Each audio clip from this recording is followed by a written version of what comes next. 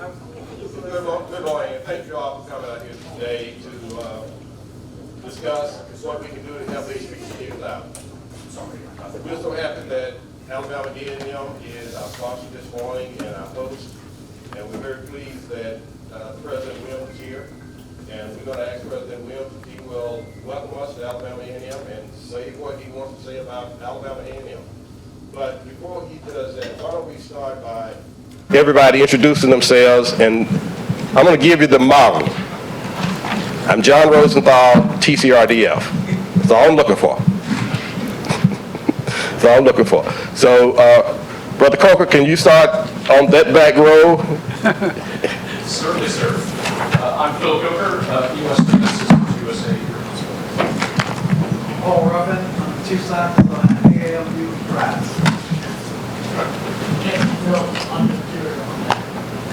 Paula Taylor on the material. Dan Williams, Alabama A&M University. Magic Dwayne, Vice President of Research and Economic Development. Kaba Haddadi, Alabama A&M University. Jim Mann, Dean of Business and Public Affairs, Alabama A&M. John Jones, Alabama A&M University. Jackie Robinson, Greg Development, and Introduce and Corporate. Lonnie Sharp, TCRDF. Lee Simonetta, Georgia Tech Researchers. All right. Do you want to take a Good seat? morning, and we're here with Associate Provost Caledon College. All right. Jessica Williams, Alabama Avenue. Teresa Fulton McCarty, TCRDL. Arnold Gordon Bray, consultant. Belinda Pinckney, retired. Abe Turner, retired. Brian Bagby, TCRDF. Thank you so much. Oh, I'm sorry. Yes. Quincy Quick, Associate Vice President. Hey, good morning, Pat Burton, A&M Bulldog. Yes, sir. Thank you, Jim Burton. Okay, President Williams. Thank you, sir. Again, to everybody who I have not spoken to, welcome to Alabama Agricultural Mechanical University. We call ourselves a magnificent campus that sits majestically on a hill in the mighty city of Huntsville. And we try to be a warm and welcoming campus. Now, that comes at a cost. So we warmly welcome you, and then we make big ask. But we're very happy that Dr. Rosenthal and colleagues would choose to come to us to have this conversation, which is sorely needed. Now, I don't want to point out everybody here, to include my good friend Joan Coker on the end and Dr. Ruffin. But I would like to acknowledge one gentleman who was a champion and a giant and a hero to many of us, and that's retired Major General Abe Turner, who I've known since 1985. Then met him again in 2005, but he's a man that we greatly admire, and thank him for his service and his contribution and being an example for all of us who came up under and through him. To the rest of you, please take some time while you're on campus to traverse the campus, take a look, feel the greenery, feel the spirit, and then all of your children and grandchildren, send them to us. We'll take good care of them. So I see Major General Burton on the screen. Thank you, sir, for joining us today. And to our team who put this together, thank you for your hard work and dedication. So again, Dr. Rosenthal, thank you for your work. Continue to do what you do. And we certainly want to be a campus that not just supports you, but take the lead. Well, thank you so much. We certainly appreciate you being here, President Williams, and we appreciate and recognize your leadership both here at Alabama Agricultural Mechanical University and even before you came here. So thank you so much for your support, and thank you for being on the other end of the phone when we call and ask you to do things, and appreciate your doing the things that you do to kind of help us to move us forward. And it was a pleasure working with your team to put this together. They've been very responsive, and we will continue to work together to move us forward.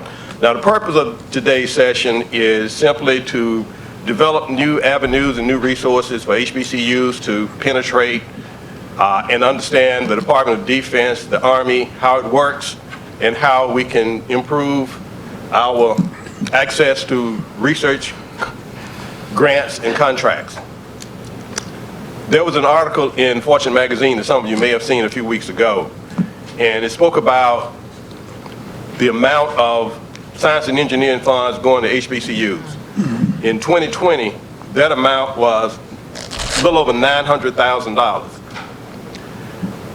I'm sorry, yeah, in 2020, $900,000. Johns Hopkins, $900 million. And there are roughly 40 predominantly white institutions that received more money in science and engineering from the Department of Defense in 2020 than all HBCUs combined. Now, science and engineering is not the only category of funds that goes to academic institutions, but there is nothing to indicate that the other categories were much better than science and engineering. And these numbers have been shared on the Hill, they've been shared to the White House Initiative, and the White House Initiative was absolutely shocked. And the numbers were sent to the Department of Defense first, and the question was, is this a mistake? And they wrote back, we don't think so. Because we didn't want to publish the numbers if they were incorrect, because that would give them an opportunity to challenge us and our credibility. But they can't challenge us and our credibility on those numbers because those numbers did not come from us. They came from the National Science Foundation. So if they are wrong, it's due to the National Science Foundation. So our goal is to change those numbers. Whether we can change them in 21, 22, 23, or 24, we need to change them. And we're looking to work with you to make those changes. And our greatest resources that I can see to make those numbers change, 4 of them are sitting with me on this table today, and another one is on the screen. So I'm going to ask our special guests to introduce themselves, tell us a bit about what they do, what they've done, and how they can help us change those numbers. And since he's the farthest one away, why don't we start with General Burton. So General, if you would take a few minutes to introduce yourself to those who are here and just speak a little bit about what you do and how you do it, how you can help. All right. Hey, thank you. Thank you, Dr. Rosenthal. I want to thank you for what you're doing. And, I really wanted to be there today. And unfortunately, my job pulled me away from the area. I'm actually based out of Huntsville. And it's really, really excited about being close to my alma mater. As you just heard, I am an Alabama A&M proud Bulldog. I'm an 87 graduate. I was commissioned in the ROTC program right there. We just celebrated 50 years of commissioning officers. And I know South Carolina State University played a part in standing up the program. So shout out to General Abe Turner, one of my mentors. Sir, I hadn't seen you in a while, so I look forward. I was, really wanted to see you, but again, I was pulled out of town. So I'm due to come visit you personally. But not only General Turner, you have many other of my mentors just sitting there in person. So one of the reasons I wanted to participate, just to see you all in action and collaborate with those leaders that are sitting at the table today. So ladies and gentlemen, thank you for visiting my alma mater. So I joined the Army as an artillery officer, and General Bagby, I don't know if you know this or not, I'm a field artilleryman. Wow. And I did that for a few years before transitioning to defense acquisition. Yes. And I served 25 years serving in Army Acquisition Corps, managing programs, PM, Program Executive Office. And I retired out of our Army Futures Command, new entity organization. The Army stood up in Austin, Texas, where I was the senior acquisition official for the 4-star there in Austin, Texas. So I'm excited about what this group is embarking on doing. I look forward to assisting, trying to ensure that the HBCUs are showcasing and utilizing the talents there on the campuses and the infrastructures that can help solve Army problems and DoD problems for that matter. So one of the things that I think we should get out of today, and I know there was another session to kind of talk through objectives of today, but one of the things we need to understand is, how the Army resourcing, or at least the Department of Defense resourcing process works, the different colors of money that are out there, primarily research development, test and evaluation funds, and who is responsible for executing those funds, whether it's advanced research, applied research, or other types of research development activities before you get into building systems and fielding using different colors to procure the capabilities and sustaining those capabilities.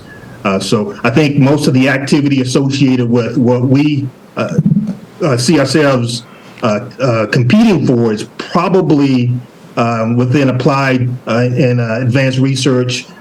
Those dollars are managed by the entity today called Combat Capability Development Command, CCDC. It is an element of Army Futures Command today. Before, it was a part of AMC, which AMC is headquartered right there in Huntsville. But it shifted over to Army Futures Command when the Army stood up that entity. And they're utilizing those dollars to help develop prototypes, to inform requirements, to build systems, to fill those gaps associated with Army needs. So just understanding that and who we should chat with about showcasing our talent, showcasing our capabilities. And then there's an entity within CCDC, Army Research Lab, which is an element that does that advanced research or applied research and some advanced research work that I believe our university can partner with in utilizing the capabilities that we have.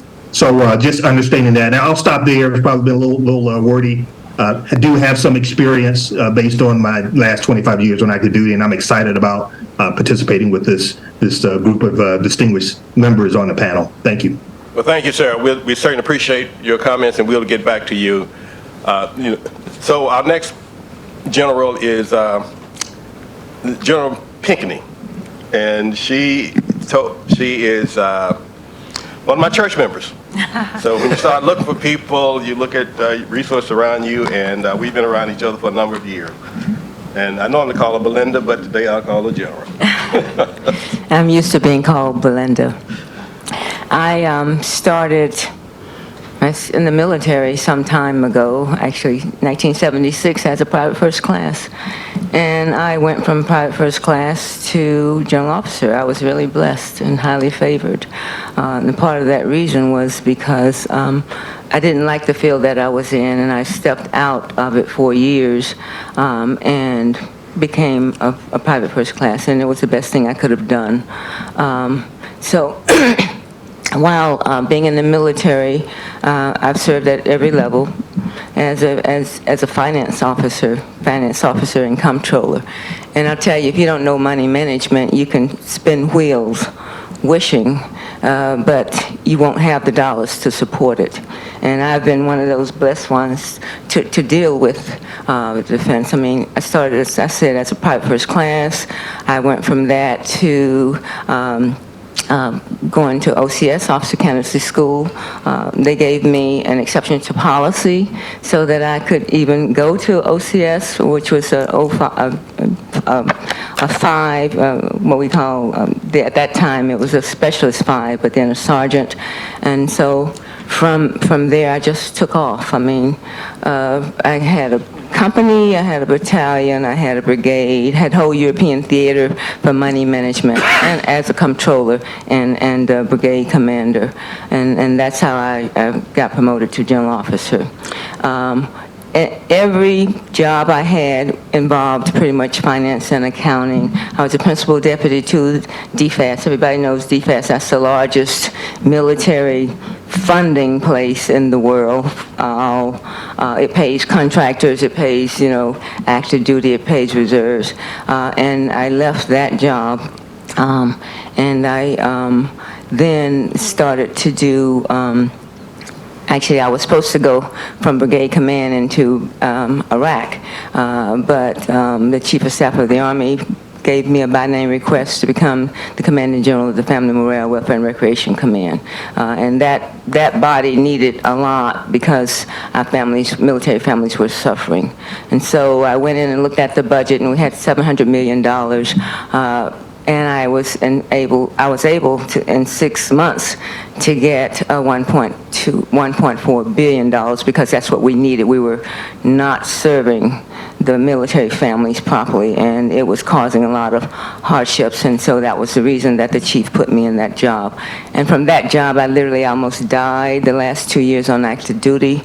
So what I did was I went to the chief of staff to say, I'm at the top, and I'm actually the only minority female at the top, and I know that there are more people just as qualified, if not more than capable of doing what I do. And so out of that, 3 months later, the chief told me I was going to be the diversity and inclusion director. So that was very interesting, to say the least. But out of that, we saw equity and inclusion in its largest numbers. When people looked up, they could see themselves, and that gave them hope. And so I was happy to retire in 2010, and I'm still recuperating from that. But I've sat on quite a few boards in that time. I got out, and within 6 months, I was on 6 different boards, a lot of nonprofit boards, and everybody was talking about funding, but nobody knew how to get the funds. And I went from that job into my own company, and from that, I did a nonprofit, and I did 3 for-profits. I was even doing a job as an entertainer, totally out of my field, but it was for military families, and within a very short period of time, I got a contract. And you know why I got that contract? Because of my financial management experience, because of my experience working with family members. And so I went into MWR, and they gave me a contract. Who you know, when you know them, how you know them. So I got the contract, and we ended up putting on a concert for military families. Within a very short period of time, we had 5,000 people to show up. And we couldn't afford, we didn't have time enough because they gave me the contract too late. We had a little bit of time to get that contract executed, and we actually sold $27,000 within 3 weeks of tickets to funds, but that wasn't enough, and so my husband and I figured out a way. We had the 5,000 people, we paid the difference. 2 years later, we were able to recuperate 80% of that. You got to know money management, you got to know taxes, you got to know how to get the money. So we did that, and we were able to write off a lot of it, but more importantly, the soldiers and their families, and it wasn't soldiers, just service members, they had fun, and we enjoyed that. So I did that for one time, and that was enough. And since that time, I've been sitting on other boards, paying boards. Office of the Congressional Ethics, if you've heard of that board. I'm the only member that's a non-military person, that's a general officer that they put on that board, and that was because of my connections basically to the House of Representatives. If you've heard of Benny Thompson, and there are a couple of them, they wanted me put on that board, and so I got selected by the House, the majority leader, and I did that for eight years, and so just finished that up on 2022, and sitting on another board. So I say all that to say you have to know where the money is. You can learn a lot, but if you don't know how to establish those relationships to get the funding, it'll be a lot of hearsay, but you'll never get the dollars. Thank you. Thank you. Who you know, when you know them, how you know them. Know where the money is. If you don't manage the money, you won't have money to manage. Period. There were some very wise words, so thank you so much. General Bagley. Well, thank you very much, John. General Burton and General Pinckney are tough acts to follow, but I'll do my best to kind of muddle through this. Dr. Wims, good to see you again. Remember meeting you back in May. Had a visit to the AMC Commanding General, General Hamilton, so good to see you again. Thanks for being here. I learned a long time ago that a person's presence shows what they think is important. So thank you for being here, sir. And Dr. Rosenthal, thanks for putting this together and inviting me to be a part of this panel. Dr. DeWick, I know you were part of it as well, and I'm glad to be here with you all. I'm a part of John's family also, go to the same church. We're both ordained deacons at the Alpha Street Baptist Church, and he was my mentor through that diaconate training process. So John, thank you for that publicly. I grew up in Fulton, Missouri, small town about an hour and a half outside St. Louis. Earned my undergraduate degree at Westminster College, small private school, graduate degree at the University of North Carolina, Chapel Hill, in education. Served a 33-year career in the Army, left active duty at the rank of Major General. Spent my time as a combat arms officer, qualified as an Army Ranger, master parachutist, but I've also had staff jobs and education jobs, which gave me kind of insight to education, financial planning, and acquisition. I was on the faculty at the Military Academy at West Point for 3 years. I was the commandant, same as chancellor, of Joint Forces Staff College in Norfolk, Virginia. We conferred 2 master's degrees along with other programs that I had oversight for at that institution. I spent time in Egypt leading the largest military financing program in the world at $1.5 billion with my 200-person staff working there in the American Embassy. I got time in the Pentagon. I served as the executive assistant to the Army's G8, which oversees procurement, acquisition, building the program management, the 5-year defense plan. So I saw from that standpoint acquisition and programmatics. I left active duty in 2011 and became an independent consultant. I'm currently on 2 corporate boards. I was on 3, and one of those boards' company was sold, so we disbanded the board, of course. A lot of my consultancy is in leadership development. I'm a certified leadership coach and leadership facilitator where I do leadership classes around the country. In fact, I'll be in Little Rock tomorrow and Saturday doing a leadership seminar. I'm on 2 university trustee boards and then some other nonprofit board experience. Now, I'm sure many of you were saying that you didn't go to an HBCU. You're PWI educated. I am here because I believe in higher education. It's important to me. I spend a lot of my time and effort trying to get research funding, trying to get scholarship opportunities for those disadvantaged people of color. That's why I'm on 2 university trustee boards. So I am here trying to level the playing field, which has been unlevel for forever, basically, so and do what I can do to make that happen. John mentioned relationships. It's about relationships, relationships, and relationships.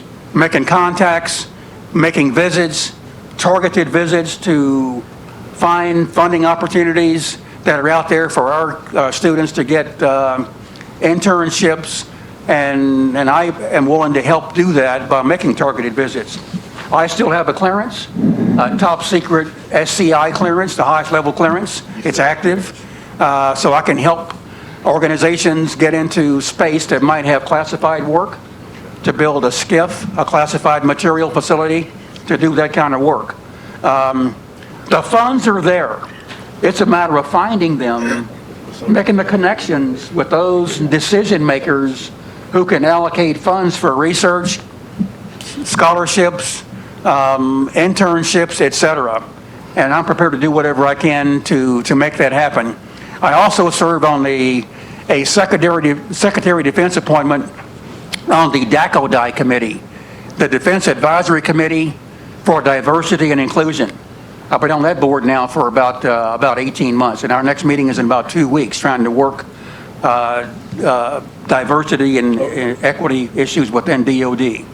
That's a bit about myself, John. Thank you very much again. Well, thank you so much. Thank you. General Bray. First of all, I'm glad that, can you hear me? Good. I'm glad that I didn't have to follow General Turner. Oh man! You know, It's no accident. so you know, because one is you're going to find everybody on this board I've known at different times. I've known General Bagby since high school.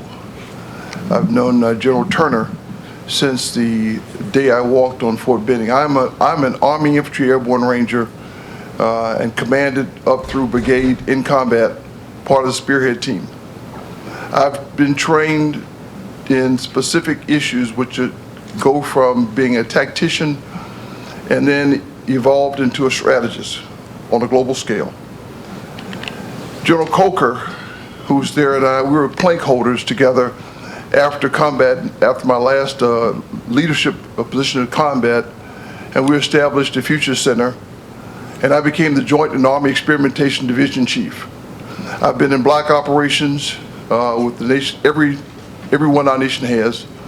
And as a result of that process, I became the budget manager, and I saw what the Army could do. I knew it was available in different pots of money across our nation. The one thing I never saw very much of was people who looked like me or had tans like I did. And I never figured out why. Part of it was and it's really twofold, which is the reason why I'm here in the first place. It's about exposure and opportunities. Those two words, exposure and opportunities. And as plank holders, I learned that, in fact, it has caused me to create a new term that I use because black and brown don't fit anymore.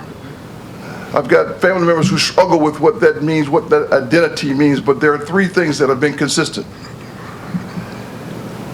And that is that we still have an underserved, underrepresented, undervalued, and disenfranchised element, and I call it U3D, in this nation. I also understand from work that I've been doing as an advisor to the Chancellor of Fayetteville State University, how much we don't know at the academic levels across this country. And when I was part of the Joint Army Experimentation Division, I worked with everybody from the laboratories across this country to the presidents of different universities from Harvard all the way to Cal State systems. I served in the military for 35 years, and in that process, I shook a lot of hands, met a lot of people. I also realized that access had tiers to it. And as I was talking to the gentleman just now from Georgia Tech, part of that tiering system that limits us is access to classified information. If one argues right now that some of the ideas behind applied, advanced, and basic research, the challenge becomes being able to know what you don't know and being able to talk about it.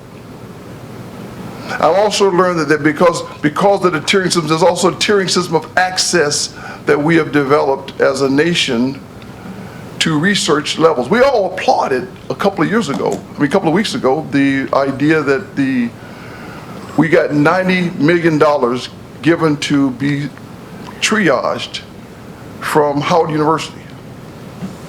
People clapped. Basically, $3 million is going to occur over the next couple of years and next couple months, and then it'll be spread over time between 9 universities. We got 100 plus HBCUs, which is, I call it the river where the stream of U3Ds mostly swim. They're in our HBCUs. So if you want to get rock bass, you cannot go to still waters. We've got to go to HBCUs to get them, and we're going to find that many universities they'll have the U3Ds. They'll have that collection. They'll have bright minds. So in terms of trying to get us exposed, trying to get those opportunities, we've got to, first of all, make sure that people are aware that externally and then internally, understand the systems. And so one of the things that I've done with Dr. Rosenthal is we're talking to the Defense Acquisition Research Program activity, DARPA. When we were doing that, looking at up at A&T, I realized that even DARPA is missing the boat. Because there are 14 priorities that have been established by the Department of Defense. All 14 of those priorities ought to be known by every HBCU, because then you can determine whether or not you have the capability within your university to go after applied, advanced, or basic research. And then the second part is you've got to also determine if you've got the density or capability to get your faculty members and or students the classification to do that kind of work. And then you have to decide whether or not where's the right partner for you. if you don't have it right now, because we have to advance it. Now, here's the deep thought that really caused me concern in recent times. DOD is our nation's largest employer, and it has $790 billion that float around. 1.6 billion a year goes to Johns Hopkins, 1.2 goes to MIT, and as you stated, about 700 million to all of our HBCUs. There's an NDA you're going to talk about later on, a National Defense Authorization Act, that says there's supposed to be a requirement to include our HBCUs. So my thought process is to take my 35 years of access, my friendships, and try to get that exposure and those opportunities there. Again, I spent my first part of my life, I call it ourselves an airborne ranger. I broke things and killed people. But the reality is now it's about getting our nation. This is a national issue. Some will call it our second Tuskegee Airmen experiment. But we've got to get all of our nation, all of the best minds of our nation in this fight to make us better. And it's going to happen through those places where some of the best and brightest minds have not been given those opportunities. The internships that will ultimately lead to changes in wealth building, sustainability for some of those universities, exposure and opportunities. That's what brings me here today. I did go to a PWI, Central Missouri State University, but I'm a product of Benedict College, which is where my mother went in 1962 with 6 children working as a manufacturing company, and told Dr. Ponder, I don't know how, but I need to go to college to change my trajectory. And in 1966, I was the only one of her children, second youngest, to watch her get her degree. So I owe our nation, and I owe our U3D, and that's what brings me here today. Thank you. Well, thank you so much for coming, and thank you for being so passionate about working with us. General Turner has been running around doing this for, I can't remember how many years now. He's been with me here to Atlanta, to Mississippi, and all kinds of places. And he's also, whenever we call and say, General, we need to go somewhere, or can you do this? He's yet to say no. But let me give you a little advice, though. Don't go to the Pentagon with General Turner. You'll never make it to the destination. Everybody knows him. They always stop him. Dr. Williams. And you'll always be late. Hey. Thank you, John. John, thank you very much for including me on this panel. And to my colleagues up here, to include General Burton on the net. It's great being with you guys and gals. It's always great to share the podium with you all. It's really special. President Williams addressed a point, or he made a point earlier that he has some heroes out there, and I've never seen myself as a hero. Just out there reaching out to folks who are serving this nation in uniform, and you were one of them a while back, and we shared a lot together, President Williams, and I just appreciate this opportunity to be here again this morning, so thank you very much. We've got some colleagues out there. General Coker, great seeing you again. You know, for the audience, if you serve in the military for any length of time beyond 20, you meet so many great people, and even in this room right here today, I see folks that I've worked with that have just really been tremendous leaders for our country. So once again, my friend, thank you for being here. I'm going to do 3 things. I'm going to talk a little bit about what I did while I was in the military. I'm going to talk a little bit about what I do now after I've retired, and then I'm going to talk a little bit about why I think this panel is so important to all of our HBCUs. So let me talk a little bit about myself in the military, and I'll try to speed through it. I'm an SC State graduate, HBCU out of South Carolina, Orangeburg, South Carolina, the mecca of some of our general officers for our Army, okay? We proudly brag that we have 23 flag officers. We have 2 Marine generals, 1 Navy admiral, 1 Air Force general, and all the others are Army generals. And we feel very, very good about that. So, General Burton, I'm here with you on your alma mater right now, so we can get together later on and talk about how you guys can step up and send some more our way, okay? But I came out of SC State in '76, and just like Arnold and also Byron, I'm an airborne ranger too. I spent my time as an infantryman. I'm a paratrooper, so I spent most of my time jumping out of planes with the 82nd Airborne Division. I always liked excitement when I came into the Army. I wanted to be competitive and at the front, you know? So I elected to be a paratrooper, and as Arnold and also Byron did, we served in the 82nd Airborne Division together. We went to war together. We fought together. We took care of our soldiers and their families together. I can think of no prouder moment that I had than to serve along with these guys, particularly in combat when we had the responsibility of bringing our soldiers back. So thank you guys and gals for all that you've done with that. During my time on active duty, I spent 35 years on active duty. Had some really great assignments. In addition to just being a paratrooper jumping out of planes, I spent some time in the Pentagon. John alluded to that just now. Probably not to the level that he did, but I spent some time on the Army staff. I spent some time on the Joint Staff. And while I was on the Joint Staff, I had some two really great assignments. One was I was one of the advisors to the Secretary of State, Madeleine Albright, and also to Colin Powell when he came on board. That was a very unique assignment.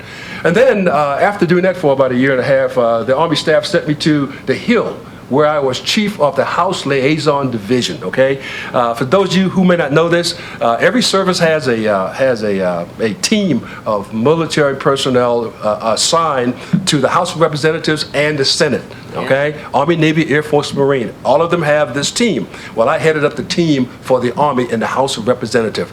I had an office in the bottom of the Rayburn building, okay? The bottom floor, right across from the barber shop. And for those of you who may be familiar with the Rayburn building up in Washington, D.C. And let me tell you, I had an opportunity to meet all of the PSMs, professional staff members. I got a chance to meet all the members of the House of Representatives on all different sides. And I also had an opportunity to see the sausage being made, okay? Before I got to that job, I didn't know what the whip did. Before I did that job, I did not know what PSMs did. Before I did that job, I didn't know just how unique that the Speaker of the House's position was. But I learned, and I learned real fast. And even to this day, I still have a lot of relationships with many of the members who are still serving, and they still remember us going on CODELs, congressional delegations and stuff like that as we travel the U.S. When I left D.C., I went to another unique job, U.S. Strategic Command, and that's a command out at Offutt Air Force Base near Omaha, Nebraska. At the U.S. Strategic Command, we command and control all of our nuclear arms for the nation. That is the triad. The triad meaning the weapons down in the ground and the missiles that we have in the ground out in Wyoming and Colorado and Nebraska and North Dakota, South Dakota out there. The second part of the triad is our submarines fleet, the nuclear submarine fleet that's out in our 7 seas. That's probably one of our staunch deterrent right now to all the bad guys. I personally think that our submarines keep us safer than any other form of defense we have, because the bad guys revere our submariners, all right, because they don't know where they are, and our submarines are deadly. Deadly, okay?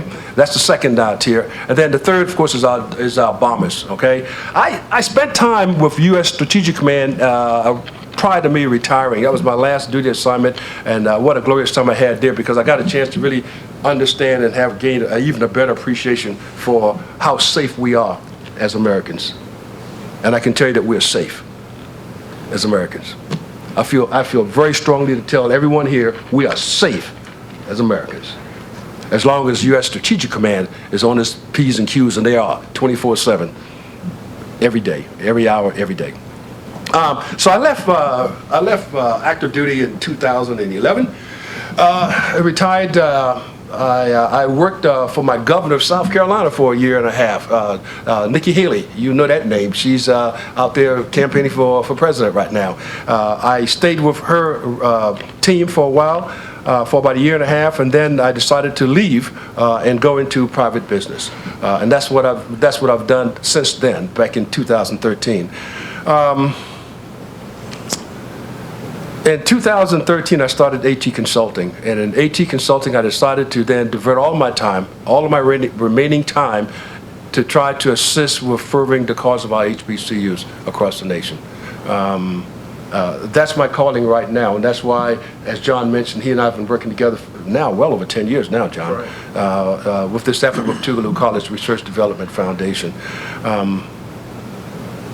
And I've been sitting on a lot of boards, too many to go over right now. Just got a lot of boards, some pro bono, nonprofit boards. I've got about 5 or 6 of them. That's probably not as important as what I'm doing here right now. But the significance of me being here right now, and this is the third part of what I want to share with you, is that, you know, a lot of you have heard acronyms here this morning. You've heard DACADOA, you've heard, you've heard U.S. Strategic Command, STRATCOM, you've heard all these different acronyms. As foreign as those acronyms are to you right now, they're foreign to many of our other HBCUs around the country too. I mean, they're foreign to some folks who served in the military, okay? So what we're trying to do is we're trying to bring familiarity. We're trying to bring about an understanding of what's out there in the way of requirements by our Department of Defense. Requirements.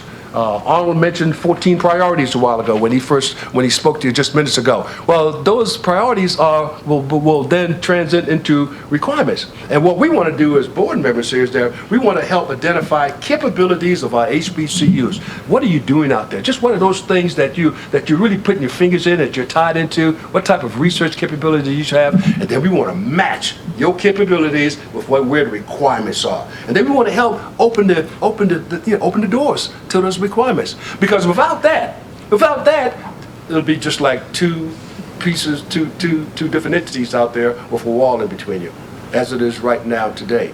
Now, of course, we're chipping away at the wall. I don't want you to walk away thinking that we haven't done a lot. But, oh, wow, this is a very thick wall. It's a thick wall. We have to continue to chip away from it. And it's my belief that the HBCUs can't do it by themselves either. I think the HBCUs need some type of tutelage, some type of team that can work, not just a person. For instance, like Alabama A&M has General Burden right there. You know, if you're not reaching into General Burden to pull everything from him to help guide you through the morass of coordination, okay, then you're not doing enough. I am working tirelessly with South Carolina State University so that we can try to get South Carolina State University tied into some of these defense agencies, to identify capabilities to match their requirements. So I think we're here to do just that, to match up what your capabilities are with what the demands are by the agencies. And we can do that just by engaging with you, all right, and certainly engaging with the agencies that we're working with. So with that, I'll stop. Just thank you again, John, for giving me this opportunity to be here. And it's just a great day here in Huntsville to be able to share this information.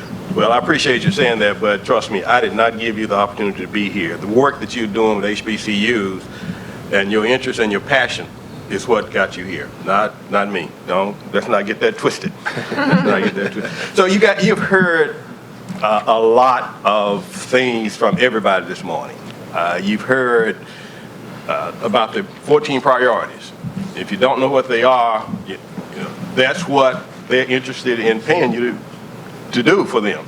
And the people who understand those priorities and can work with those priorities are the ones who literally get the money.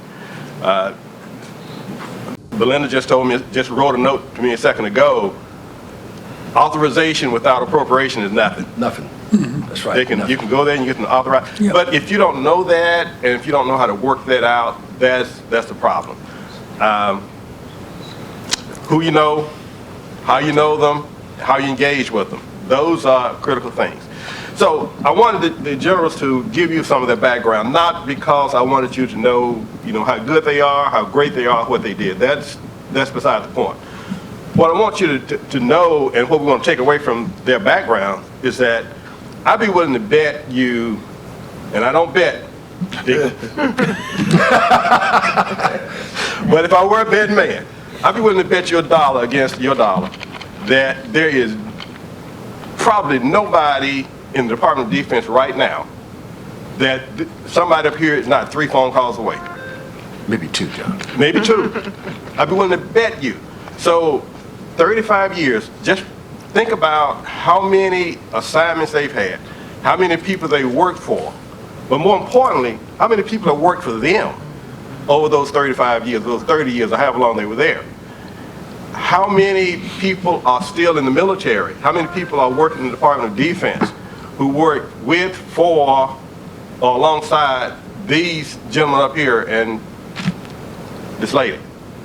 Just think about that. How many people they still know? How many people they can pick up the phone and call because they know that this person is responsible for this pot of money, and we don't even know that pot of money exists. I mean, that's why I want them to give you their background, where they've been, what they can do, and how they can do it. And the thing about it is, they are available to help us out. That's the real takeaway from this. We have 9 minutes. If someone wants to ask a question over the next 9 minutes, we'd be happy to answer the question. Identify yourself, please, so we'll all know. Microphone Oh, can for the recording. Pernell Jenkins, Alabama State University, Director of Research and Sponsored Programs. You mentioned that only $900,000 had gone to HBCUs as it relates to awards from an engineering standpoint. Do you guys have the data as it relates to the number of proposals that were submitted and the strength of the proposal? No, we don't have that. That is something that the National Science Foundation may or may not have either. But you raise a good point. If we don't ask for it, we don't get it. And we can't save face and complain that we didn't get it if we didn't ask for it. And if we don't get in the game, we can't ask for it. President. Well, just, you know, I didn't come here to talk, but I do want to remind our HBCU partners and to follow up on ASU's comment. Many of us went to Carnegie Research One institutions to get our master's and terminal degrees.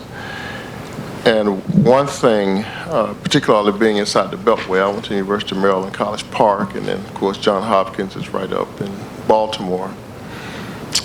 Johns Hopkins gets $1.2 billion in Department of Defense dollars. That doesn't include HHS. That's right. Or Department of Energy. Right. They don't get much USDA dollars, but all these other departments, their cognizant negotiated rate, I believe, is 60% or more. Mm-hmm. That means for every dollar that they get in federal funds through their sponsored research, 60% of that goes to the administration for operations. G&A costs. So when we're talking about competing in GTRI, your cognizant rate is, I believe, 50-something% for sponsored projects and contracts. That helps to build capacity. So let's say they've been getting that type of resources for 30 years. Then 30 years of capacity has been built with hundreds and hundreds and hundreds of millions of dollars that HBCUs will strangle. Now, we're in a conversation about state lack of funding and strangling for 1890s particularly. Right. But then the federal is also guilty. Yeah.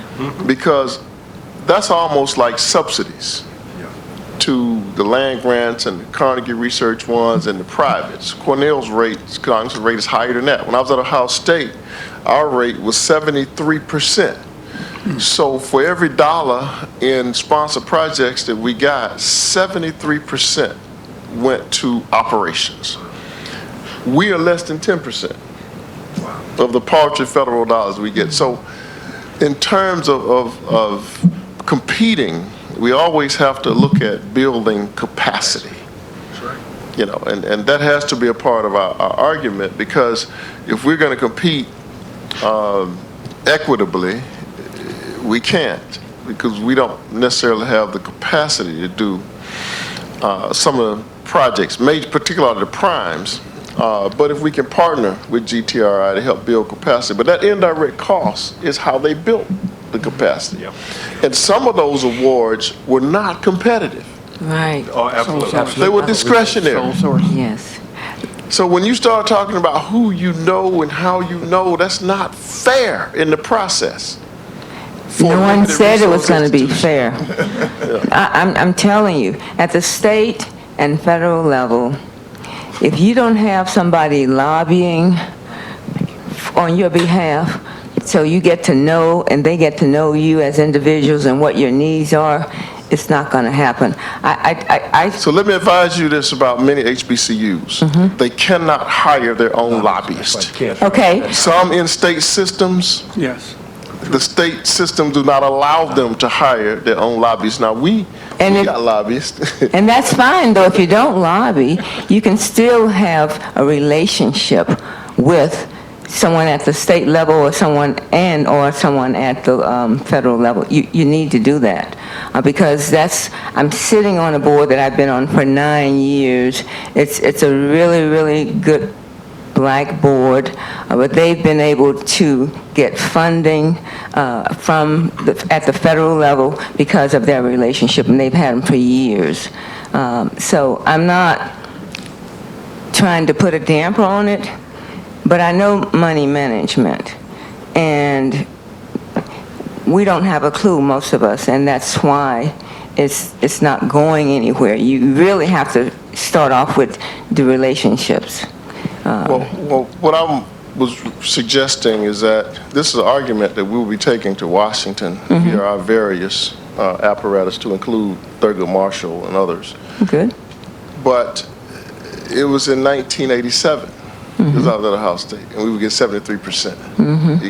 So you go back 1967 and 1947, and so that conversation has to be had, because if limited resource institutions are going to be able to compete, we have to understand how far ahead our competitors are. See, even in federal funding from USDA, if Auburn is getting 8-1 from the state, and their 1 is bigger than our whole, then you understand what I'm saying? Yeah, I understand. That's not about relationships. That's about somebody making a decision and laws and policy.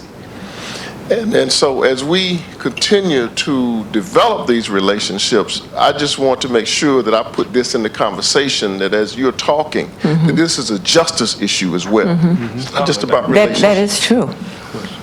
There's if I may, there's a brief touch on what we talked about earlier, which is the NDAA, and I think you're going to talk about that a little bit.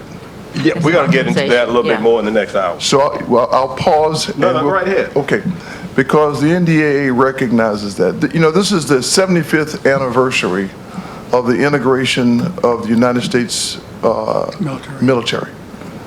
July 26, 1948. Similarly, it was also the first time that there was a requirement to also integrate and address access to government contracts. Those other universities you talked about, they were already in the game. And just like it didn't happen in 1948, there was a slow progress, and we're still fighting some of that. That's why I talked about that wealth management, I didn't call it capacity, but the capacity of universities.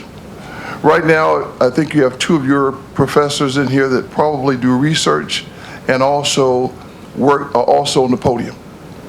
Those universities, let's use Hopkins as an example, they're getting a market amount of dollars just for research and advisors without any podium work. But but we have an NDAA now that says you're supposed to have it, and Congressman Brown worked that issue pretty hard to get the ground game going, but he's changed positions. I think the real power of the lobby now is the collection of chancellors and presidents from the HBCUs to, first of all, understand and then have a common message that goes to our legislators to not just the HBCUs, but also to the MSIs, because those dollars belong to you. Right. And anyone that brings up the issue that says, well, if we get more, no, it's not more.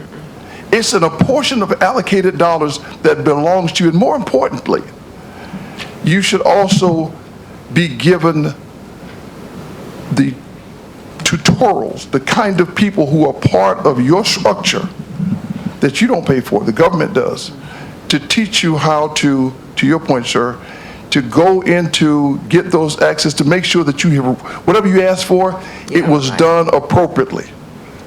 It was written correctly and gone to the right people so that you did compete on a competitive basis, not just threw it out there because you wanted. You competed. That's what you gotta, that's what I think collectively you've got to argue for. And you need to come as a consortium with the same impact as lobbyists. Right. And we'd Thank you, like sir. to help you in that area. On that note, let's take a 6-minute break, a 7-minute break, 8-minute break, and then we will come back. And when we come back, we will continue this conversation, and we want to hear from the schools.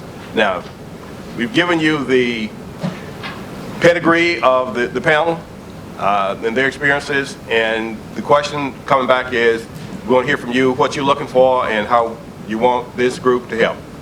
Let's take a break. So we're going to start off with, I know there's an Alabama A&M presentation. So let's get started with Alabama A&M. And while they're getting ready, the other academic institutions just get ready to talk about the actual questions. Say, this is what we need. This is where we want you to help. And if we can help you out, we will. If we can't, we'll let you know that we can. John, can I reinforce something? Go right ahead, sir. As we move into the second portion, this second hour, I'd ask the universities and the colleges that are represented here, irrespective of the wildest questions that you could imagine, ask those questions, please. Please ask those questions, because this is an opportunity for us to get to know what's on your mind.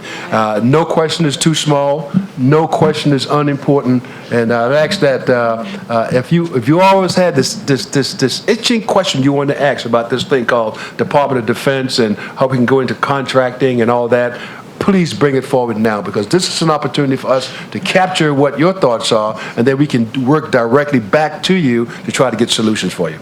Okay, John, that's it. Yes, sir. All right. Good morning, good morning. Again, thank you for arranging this very informative session.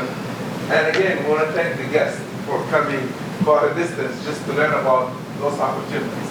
It's going to be collective effort. You can hear today that it is all about the collective effort. How we can capture. Hey, we can't hear you on Zoom. How we can capture those opportunities that our panelists just talked about. So, and I just want to tell you that I came with several slides, but I think just talking to Major General Turner this morning, he basically cut my slide in almost 80%, because I do not need to talk about again, what we are as HBCUs and what we can offer. We know what we can offer. We know our capabilities.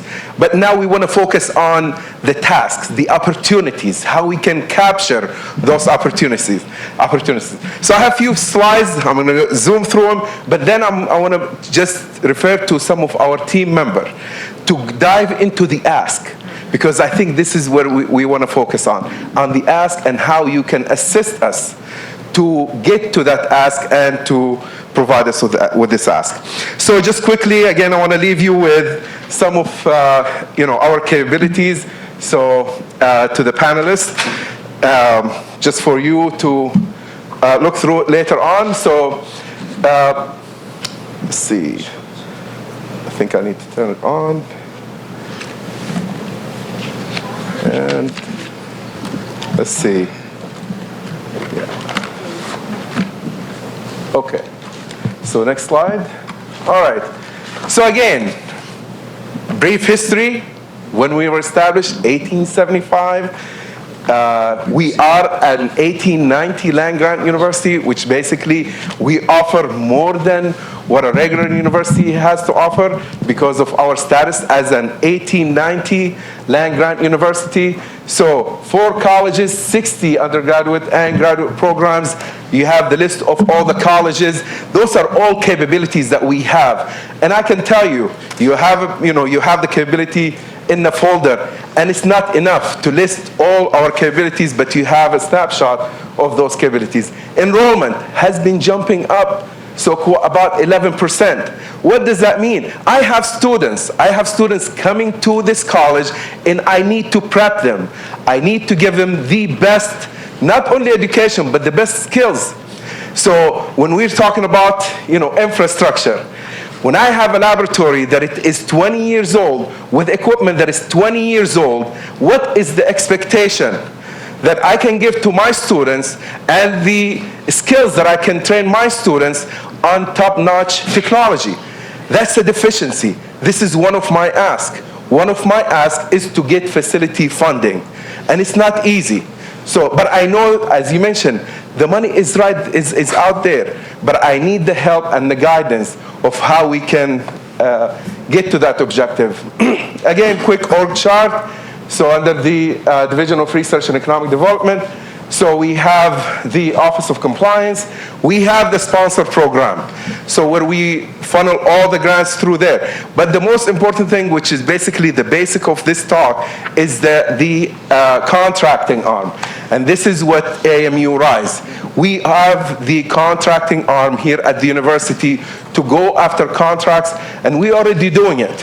So, and we have some partners here that work with us and mentor us. So again, through those contracts to navigate and make sure that we are successfully executing all those projects that we get under contracts. Engineering is a big highlight. So, and I can tell you, our engineering students number is increasing. So, and I have students who are hungry to work in that space.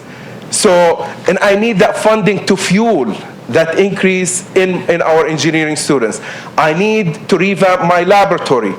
I need the opportunity where I can place my students for internship at those different companies that we have here in town or somewhere else.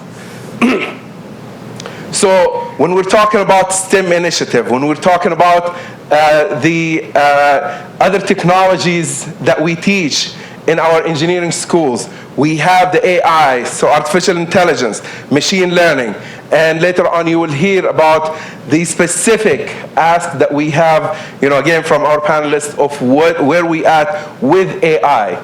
So, so again, more about our capabilities. So as I'm attending those different sessions about the need for hypersonic research, we have it right here on our campus, and everyone does not realize that we have the capacity and the capability and the equipment to do it here on campus. So this is something that also we want to publicize about our capabilities and what we can do. Not only basic research, not only fundamental research, but also applied research. We can do it here on campus. So again, clean room. So this is where all the microfabrication taking place. I have Apple now supporting our projects in terms of microfabrication. So, and this is when we read about the CHIPS Act. I have the capability now to even work in that, work in that space in terms of design, development, and manufacturing. But where do I do it? I do it in a 20-year-old clean room with equipment that is also old, that they need to be updated. So more about, again, our capabilities. So, but I want to move into RISE Foundation, which is basically the contracting arm. And this is what we hear, why we're gathering. So we understand the contracting arm, and we understand what contracts can do for our university. And I want to remind everyone, when we talk about grants, when we talk about contracts, all that funding that we are striving to bring to our university, it goes to one objective and one objective only: our students. This is who we are focusing on. We're bringing all those resources for one and one thing only, which is our students. So again, we have all the infrastructure. So in terms of the contracting arm, we understand contracts, we perform on contracts. As I mentioned, our mentor, GTRI, has been with us and still with us. So, and actually we meet every week. Today is when we meet at 2:30 every week. So because they become the role model for us to understand how we can maneuver around those contracts. And shortly, I want to just, again, share with you about a current project that we have. So we finished the first phase, and now we're jumping into the next phase. But going back to, again, what we have in the RISE Foundation, so we have a GSA schedule, which is, again, it's significant to have a GSA schedule, and we're working right now with GSA to see what are those opportunities that we can bring to RISE through the GSA schedule. So, but I want to pause here. So, as I said, I'm going to just give brief introduction, but I want to jump really to action item. This is a program. This is in-depth program. I'm sure that everyone know about the National Defense Education Program, in-depth.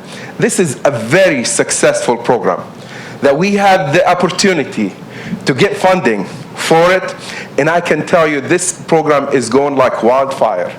So why? We are bringing our students and teach them about certain skills that defense need. So, but with that, I want to just hand it over to Dr. Ruffin so he can talk about, because he is the principal investigator for this, so he can share with you more about this project. Yeah, thank you, Dr. DeWick. I won't hold up a long time. I kind of got a little issue. I got to have surgery soon, so if you let me sit down. But anyway, this program, it was a 3-year program, $3 million.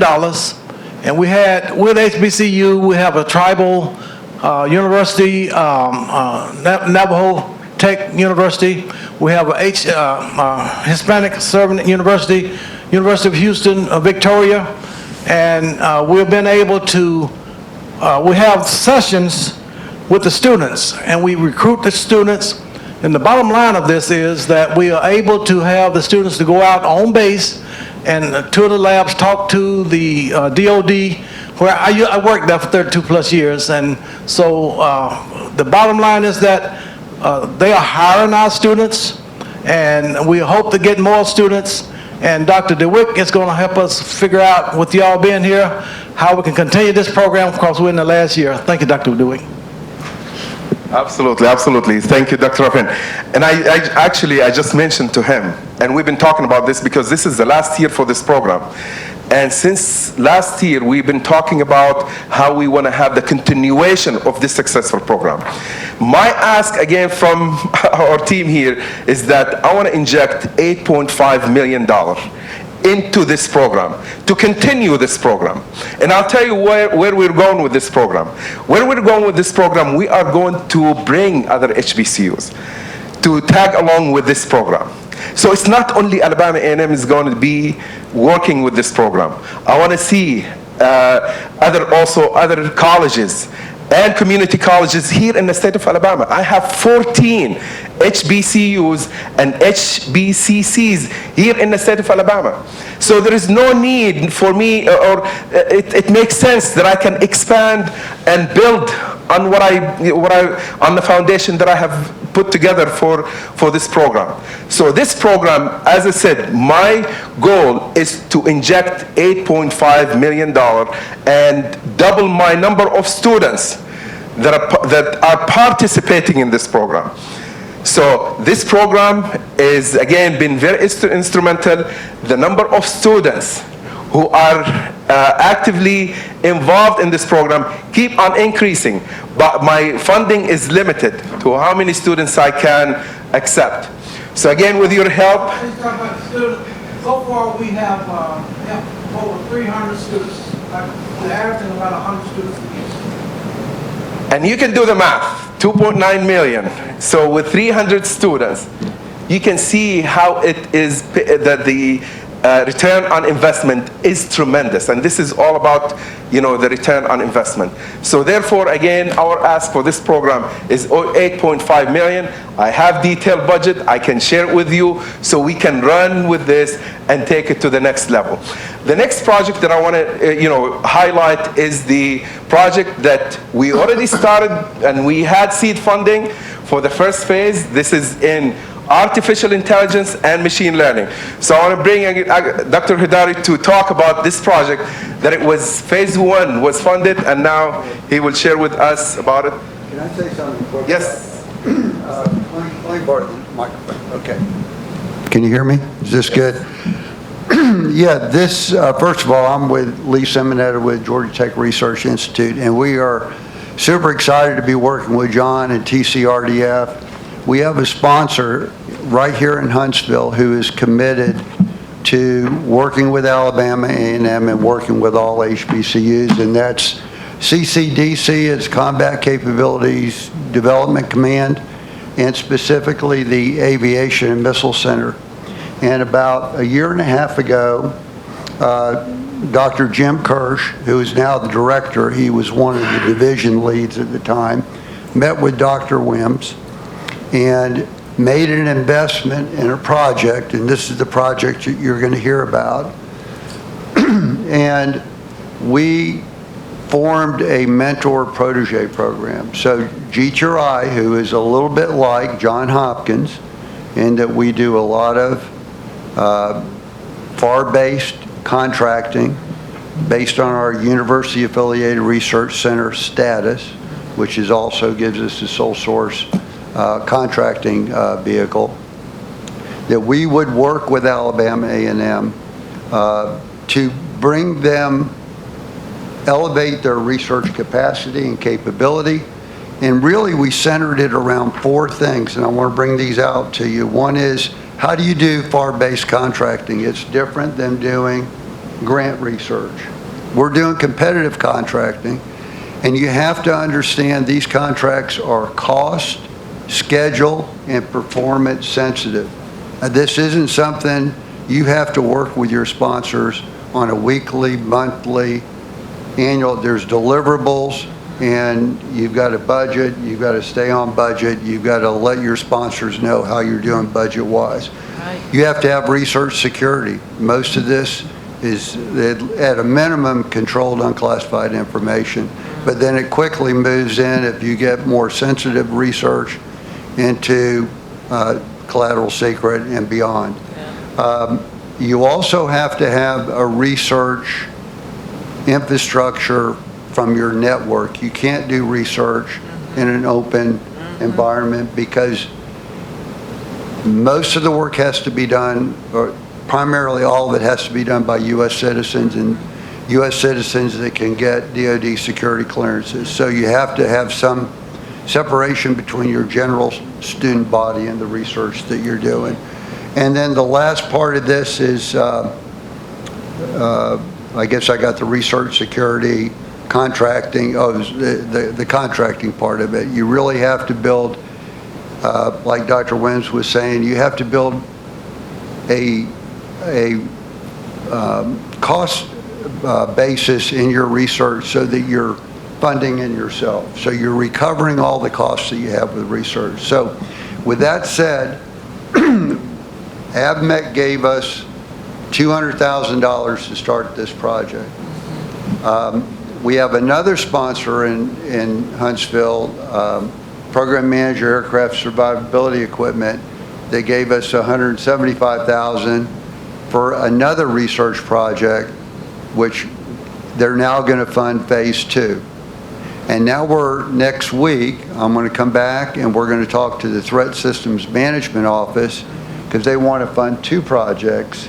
Now, these projects are seedling projects, and it means we've got to do a good job. And we're going to work together. These are collaborative research between Alabama A&M and GTRI. Our job is not to do the research. Our job is to make these successful projects so the sponsors will want to come back and fund them over and over and over again. So that's where we are. I wanted to say all that before I turned it over to Dr. Hidari, because he's the one, and the Georgia Tech teammates that he have are the ones responsible for the research that he's going to talk about. And we're looking for someone to pick up the phase 2. Thank you, Lee, and Dr. Dweck. Thank you all for being here, and thanks for the opportunity to present a little bit about the work that we are doing right now, and we hope to continue. Now, if I sound a little nervous, I probably am. I mean, having a university president, our Mr. AAMU here, and then 5 generals, as far as I know, I've never been in a room with 5 retired generals. So excuse my, nervousness here, you understand. So as Lee said, we have a number of projects that we are working jointly with GTRI. 2 specifically I am involved in. I want to talk about one of them.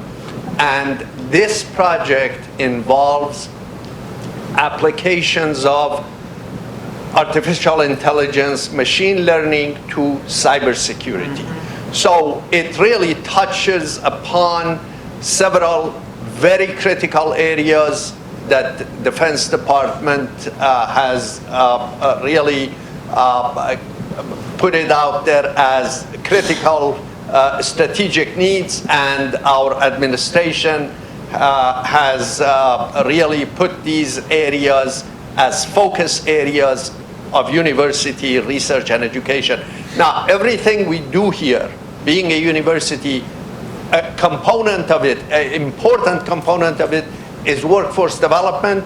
So even though this project, the AI, ML applications to cybersecurity, even though it's a research project with specific deliverables, but workforce training is an integral part of it. We have faculty researchers and students at AAMU working very closely with GTRI scientists, and we have monthly meetings with GTRI twice a month. This was a 1-year effort. It's going to end next month. A 200K, roughly 60% here, 40% GTRI.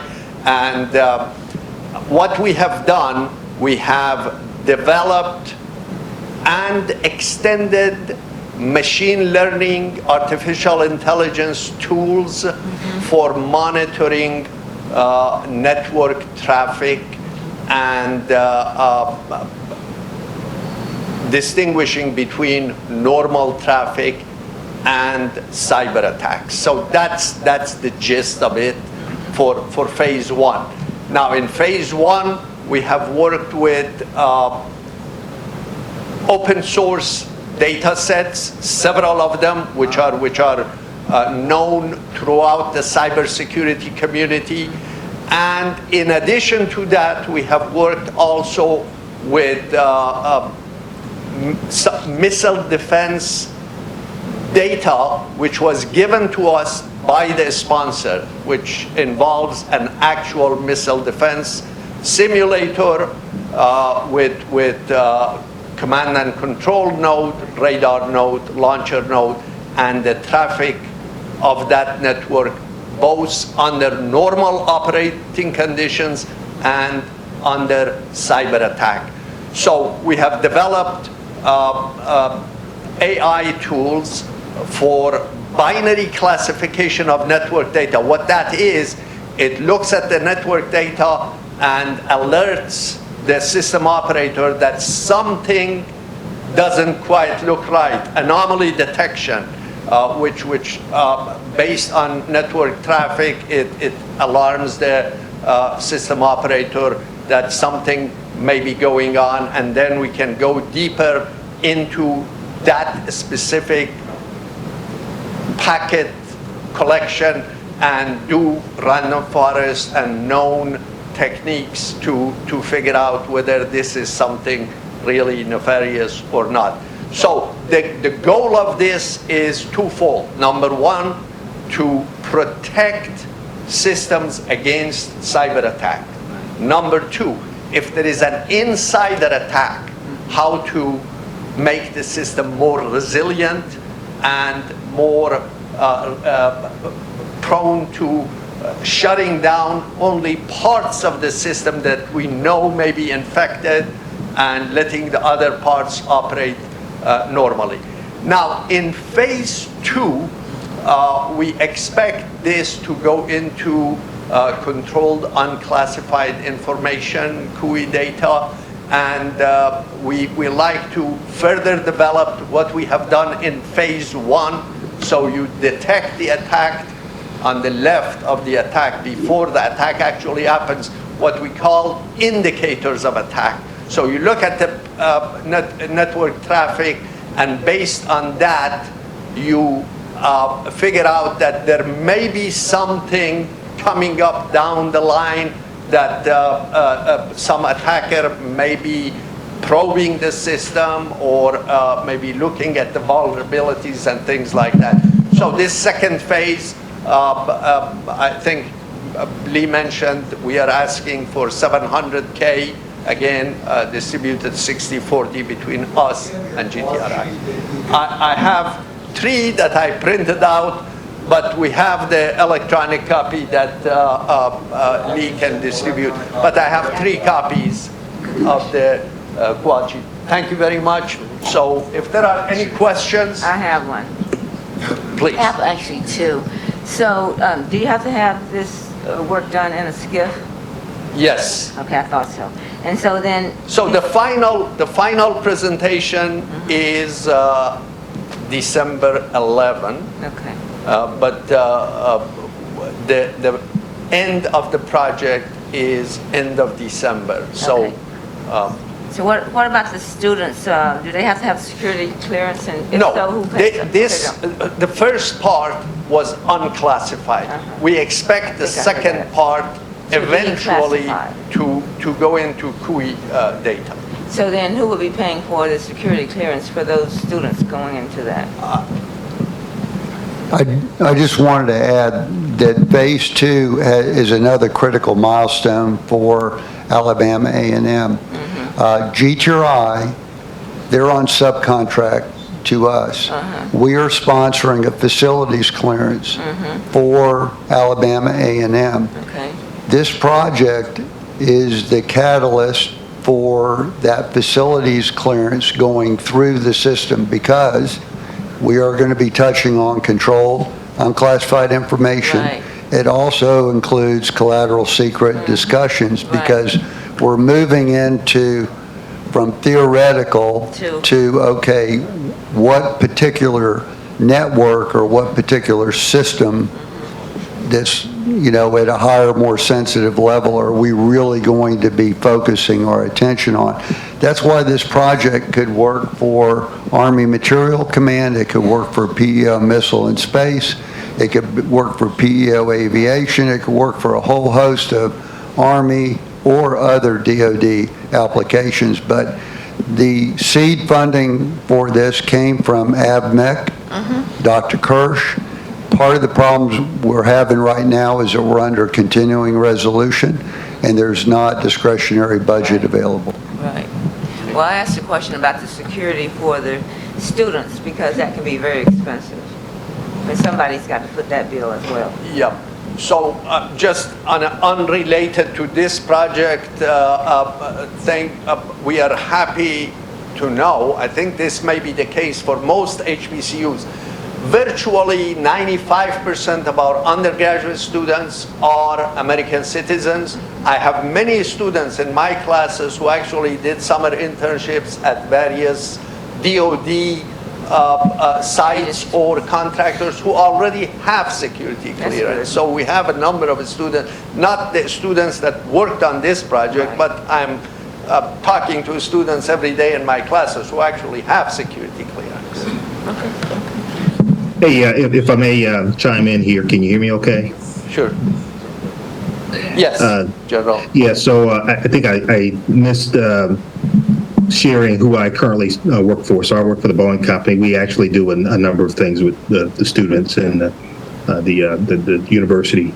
But earlier this week, General Hamilton invited a number of aerospace companies to have a CEO roundtable to discuss issues associated with many of his challenges. and he's challenging industry to partner with AMC on a number of things. And one in particular is a lot of discussion about contested logistics. One of the opportunities associated with a line of effort associated with that was cyber protection, cybersecurity. I think he should also reach out to academia if he hasn't done so already, and probably can leverage what you just presented in that particular space. Understanding the vulnerabilities, part of contested logistics is protecting our supply chain, protecting our investments, and both industry, academia, and government has capabilities that's supporting those missions that sometimes we don't do what we should do in protecting our intellectual property and other things that we're doing in support of the Department of Defense. So something to think about, something you may want to just brief this to. I'm certain you have a point of contact. If you don't, I'm here, I'm there in Huntsville, and I can help. But thought it was germane to what you just presented. Over. Thank you very much. And just one more thing, this project really is the holy marriage between not only GTRI and AAMU Rise Foundation, but between two critical areas, cybersecurity on one hand, artificial intelligence, machine learning on the other.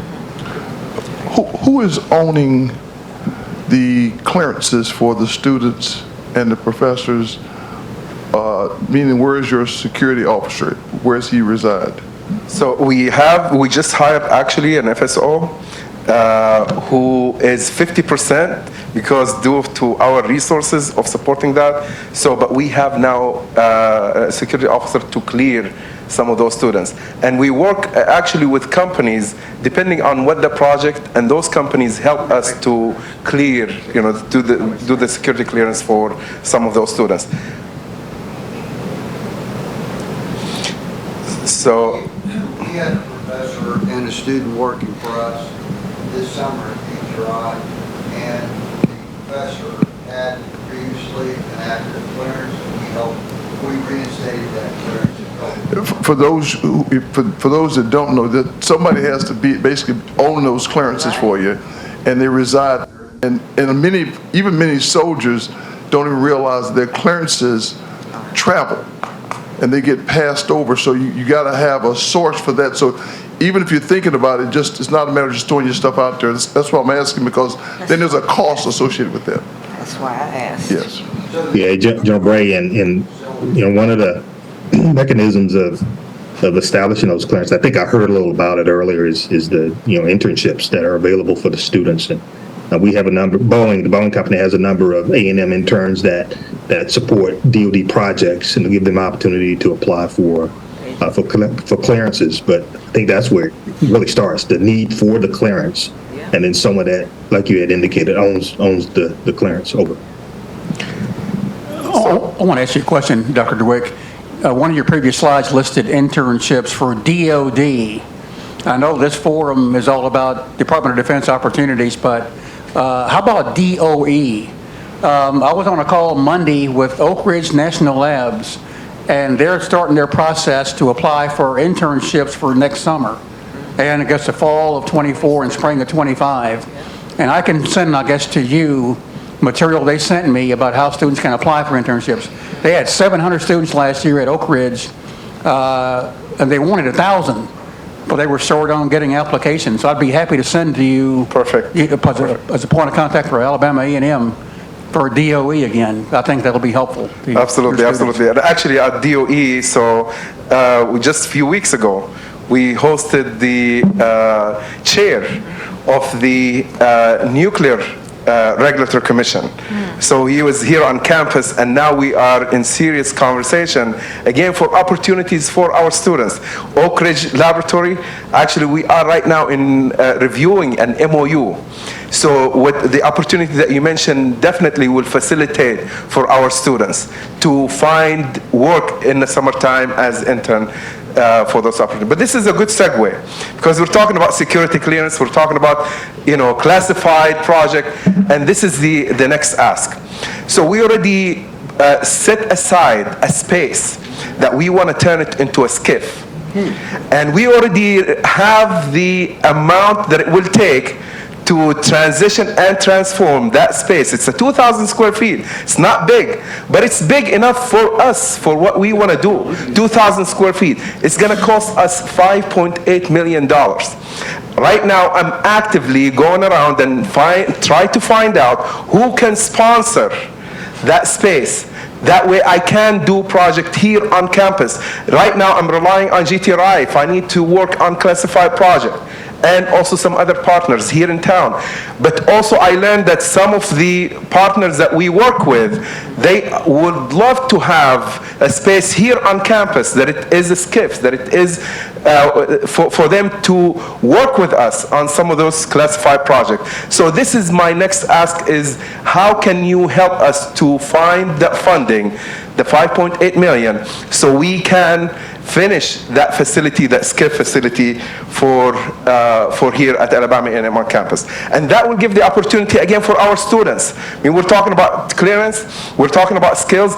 Now I'm understanding, and again, my area is biological and biomedical engineering, but now that I'm learning more about, the skills that our students need, one of them is if they have security clearance, that will make them more marketable.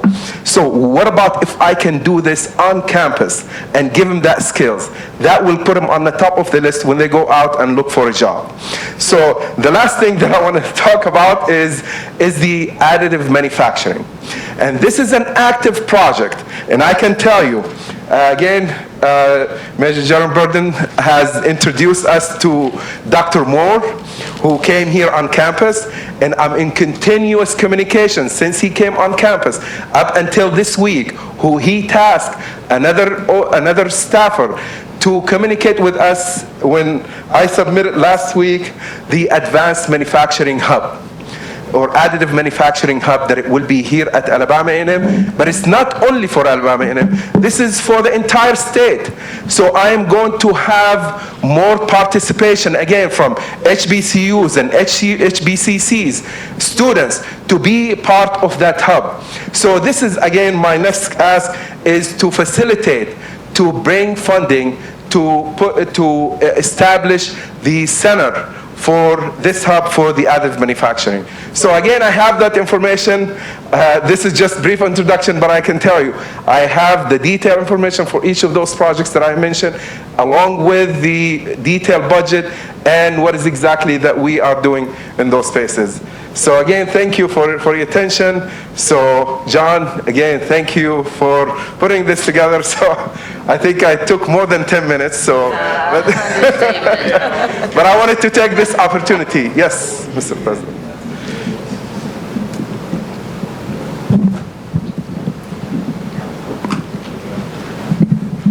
Just to add to that, Generals, we also have developed architectural plans for a STEM research building where we can also collab and do various physical and biological sciences research.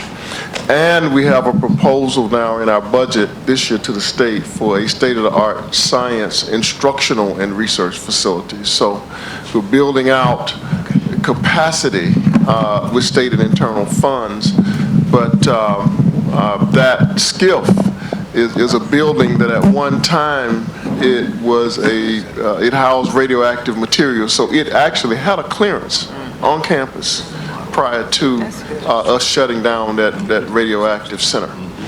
So just want to add that, Doctor. Oh, you got the picture. Okay, all right. All right. This is the vision. This is the vision that it's going to be shortly brief. So it's not going to be a vision anymore. It's basically a science and research complex here at Alabama A&M. So we already have, as the President mentioned about the drawing, so we are actively seeking for funding to put that structure here at Alabama A&M. Thank you. Well, thank you. Quincy? Yeah, okay, so first I want to thank all of you for your service. He's right, it's quite a room to be in. I've been to a number of these meetings over the last 2 years with, the Tougaloo College Research Development Foundation, GTRI. Had another one recently with APLU, centered around Department of Defense How do we get access? So I have a couple of questions. One, I would be curious to the engagement with TCRDF, say with Ms. Evelyn Kent, who's over HBCU outreach at the Department of Defense. And, she's had a lot of engagement, and, the question is always the same, which is, we want the HBCUs to come to us with an ask. And that ask starts to be 1,000 different things depending on the room that you're in. And so what we wouldn't want to do is sort of be spinning our wheels because you have different sectors of HBCU stakeholders, but you're not engaging together. So I'm curious about that. And the other thing, I would just make a point about the ask here today, because this keeps coming up. Had GTRI at Tennessee State with Dr. Rosenthal not too long ago. So this security issue is a real issue. And as the president mentioned, capacity. Now, if you don't have the security, you don't have the capacity to do the research and meet the task orders there. So I'm in absolute agreement with my colleague here about finding support, not just for Alabama A&M, but funds for all HBCUs to increase the security infrastructure to be able to meet the needs of the DOD. So I think that's all I have. Can I make a comment? Go right ahead. Okay. So I'm with you. That's why I was asking those security questions, because while I can't give you a name, I'm really on a board of a company that was able to get a skiff made, and the funding for that skiff came from the Senate side of the House, that also is a part of the state that they're in. Does that make sense to you? It does. You can't provide it to me. I can talk a little bit about, and in fact, I'm leaving early in the morning because I'm sitting on that board, and we have our first meeting tomorrow. And I'm gonna, right after that, we go into a holiday social, so they're kind of relaxed. I can talk a little bit more about, I know how they got the funding. It's the person that's on the Senate that has been there and had a strong relationship with that company. That company is now going into 35 years. But I can ask some generic questions about getting a skiff. That's about the best I could give you. As with others, I do want to thank you for your service as well, and prior military as well. So thank you for your leadership with my time in. Two really kind of questions / comments is that also within Alabama there's the HBCU consortium. So that is an avenue to share as far as all HBCUs. And again, I'm with Miles College, but we had discussions recently regarding AI and Alabama State leading that charge. So again, as far as not being siloed, so having an organization where we're not siloed, where we're duplicating tasks, we have an organization already within the state that can definitely share information. And in regards to resources, because of my prior career, talking about large organizations that's doing stuff ahead of time, it's the COTS organization. So commercial off the shelf, for those who don't know, which again, clearances and everything else. And sort of spending my time with contractors. When you're contracting, you have DBE sort of set aside ahead of time. What about using the COTS organization so that, and then something like the HBCU consortium, so that it sort of feeds what you have early in regards to a project, that you have an HBCU requirement as part of your procurement. And again, COTS, which is commercial off the shelf, which, I'm sharing this forever, could be an avenue that can really help, and as far as seed money infuse within and share within all the HBCUs within the state. That's pretty You open another can of worms. When you say commercial off the shelf, that generally implies that whatever it is you're researching is probably dual use. That means it has a commercial application as well as military application, or potentially. Go ahead, sir. No, sir. What I'm alluding to prior life, and that's why I said I am eternally grateful for my military time, sir. We're talking about and I'm going back to, I spent time in California in the Valley. So what happened with Stanford Research, what happens is, in regards to military applications, you would go directly to basically military application, military project, go to a commercial company, and you basically take commercial grade material, military application with it, and turnkey application. Okay, let me finish. Then there are other issues that, one, don't exist necessarily, and if you're going for something that can assist Special Operations Forces and the U.S. SOCOM, if you see something that is specifically associated with what they do, then you're going to go into the classified realm. And if you articulate that that is a special operations application that you may have created, and or you found a use for that is specific, then you have that level of tiering. So you have something that is unique, something that is dual use, and it could be dual use, it could be military related, but like I said, usually if it's commercial off the shelf, it is probably going to have a dual use. Okay, so you got to kind of understand that. And by the way, as you do this process, that's where those clearances become so important for both the development and trying to decide whether it is advanced, basic, or it is necessary, an applied process going at a specific process. And you got to figure out where you are in that game and understand that piece. Excuse me. So getting back to the point that Dr. Quick raised a second ago, our goal here is to provide a resource to help. I don't expect anybody on this stage to go out and find the work, the money for you. What I do expect is if we identify something and we say, we know that it's in the Department of Defense, we know that it's in RD&E, we know that Joe Jones chairs that office. He's their program manager.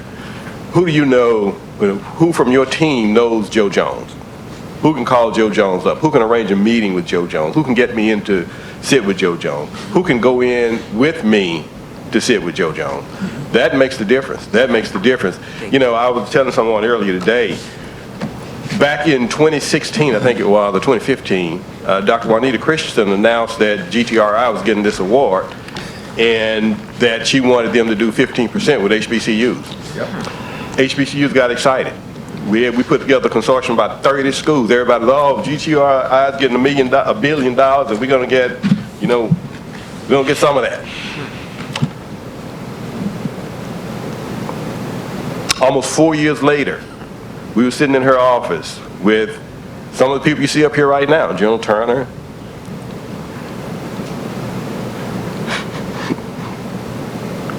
General Bagby, Lonnie Sharp, and GTRI. And that's when she said, we're going to do this. And that's when GTRI hopped on board. And I would suggest that the GTRI Alabama A&M story is a model that we need to replicate across the board. That's right. That is a model that needs to be replicated. There are 14 UARCs out there. GTRI is not the largest. It's one of, but it's not the largest. And those UARCs get roughly $20 billion of no-compete money. And to the best of my knowledge and belief, GTRI has the strongest program with HBCUs than others, but they're not the only one, and they're not the largest one. But the message for that GTRI story is it took 4 years for us to get to that point, not 4 years of showing up once a year. It took 4 years of steady beating and steady folks telling you, we're not going to do this, we can't do this, you need to tell them what the statute is, and you tell them what the statute is and say, oh, okay, yeah, that's the statute we're under. Well, why did you ask me what the statute is if you knew? Yeah. But they want to know not that they knew, they wanted to know if you knew. That's right. And you knew what you were talking about. So this is the long game. This is not the short game. It's not about equity. It's not about fairness. It's about, can you get in there, can you convince them that you know what you're talking about and that you're willing to be around tomorrow? That's what it's all about. And keep going back, as Joan Pinckney just said. Just keep going back. And so we are here to provide a resource to help you keep going back. You identify the pot, we'll help you get to the pot, and then we will keep going back. General. Sir, first of all, thanks again for doing this very important work. One of the things you represent is the ability to reach out across a number of boundaries across the HBCU family, where a lot of us don't have that resource. It's not easy to do for us. The Department of Defense establishes floors, or at least goals, in a number of areas in contracting, and they'll set up goals for women-owned businesses and, you know, all kinds of subcategories in that neighborhood, and each of the commands reports to that in their contracting effort. NASA has a goal for HBCUs. However, they get 0.1% of the DoD budget. So while they're, you know, working it, and I think it has been a successful piece, I have not seen recently, we have tried, but I have not seen recently that DoD has established a goal for HBCUs. Do you see that if we team together to push that to our elected representatives, that there is a chance we could get that sort of support? I don't know how to say absolutely any louder than say absolutely. But you're absolutely correct. And the NDAA literally requires defense to put together a goal. But, as my good friend here said a few minutes ago, because they authorize it, doesn't mean it's going to happen. Doesn't mean it's going to be appropriated. DOD has had the authority to do this for years, but they haven't done it. And one of the reasons they haven't done it is because Congress is not holding DOD accountable. Right. HBCUs are not holding DOD accountable. HBCUs are not holding Congress accountable. That's right.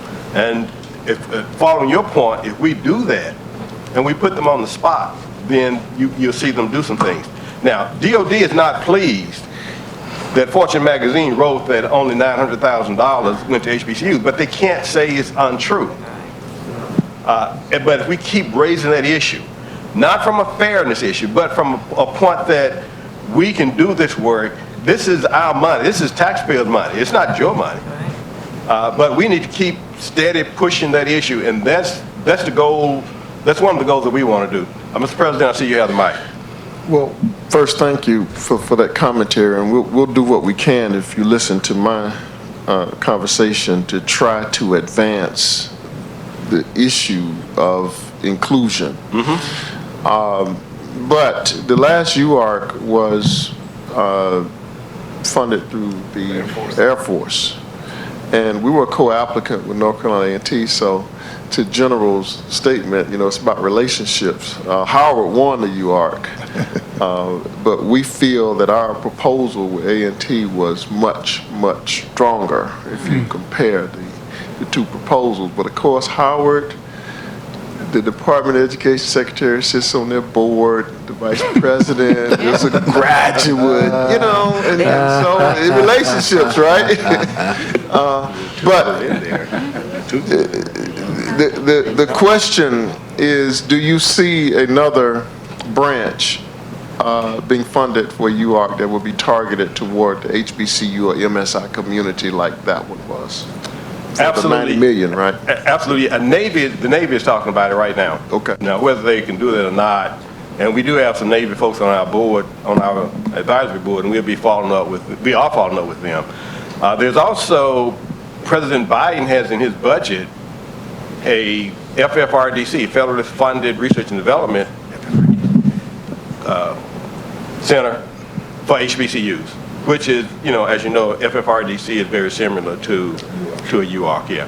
But there's some other things that we can do collectively. For instance, if we go there and say, there are things called OTAs, other transaction authorities, that they can do to the same tune of the UARC that can work just as well, and that's a lot easier to get through than, than getting the new UARC. Lee wants to have the final word before we head out for lunch. Go right ahead, Lee. Yeah, I'd just like to have, I really think you guys are on the right track here about, some of this funding needs to be focused on HBCUs, but what would be some comments on the way that could be done to invest in capacity and capability? And specifically, it's the DoD research infrastructure that you need, the security, the network security, knowing how to do business with federally FAR-based contracts. I think that you've got to level the playing field a little bit. I don't know how we get money to invest in the SCIFs, and how do you bring the HBCUs up to where the GTRIs are and the John Hopkins and the Penn States and those things. So any comments relative to how you make an investment there? Well, I think the way we get the capacity built for Alabama A&M and Tennessee State is the same way we got it built for Georgia Tech and Johns Hopkins. They did it through appropriations. That's how they did it. They did it through appropriations. Now, we need to be, I would say, if we are more aggressive with the folks who represent us, because we vote for them, we put them in the office, that perhaps we could get them through appropriations as well. But that would be one way of doing it. Now, until that happens, though, the next step that I would see is stronger partnerships with the UARCs. And Congress has given defense authority to mandate those partnerships for years, but defense hasn't done it. But as I said earlier, no one is holding defense accountable. No one is holding Congress accountable. And until you're held accountable, you're not going to do anything. That's just that. With that happy note, lunch is served, and I'm going to ask Deacon Byron Bagby to say grace for us before we go out for lunch. Join me in prayer, please. Gracious Father, we thank you very much for the food our bodies are about to consume for our nourishment and for fellowship. Thank you for allowing us to put together today's seminar on DoD relationships and how to get research funding for HBCUs, something that's sorely over-needed. Help us with that process. In Christ's name, amen.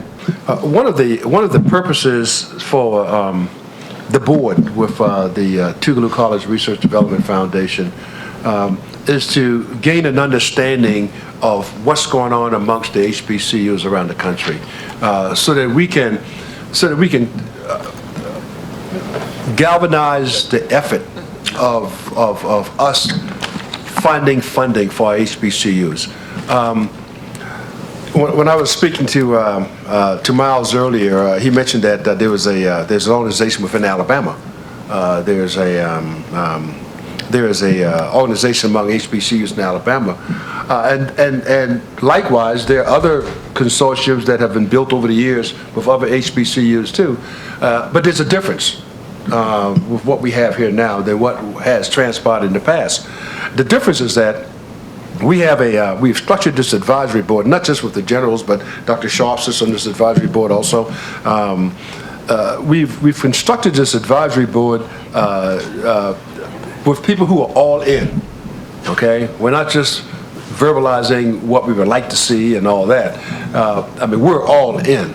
I mean, we'll make the telephone calls, we will reach out to you, we will help you identify where the requirements are. I mean, that's all that we do.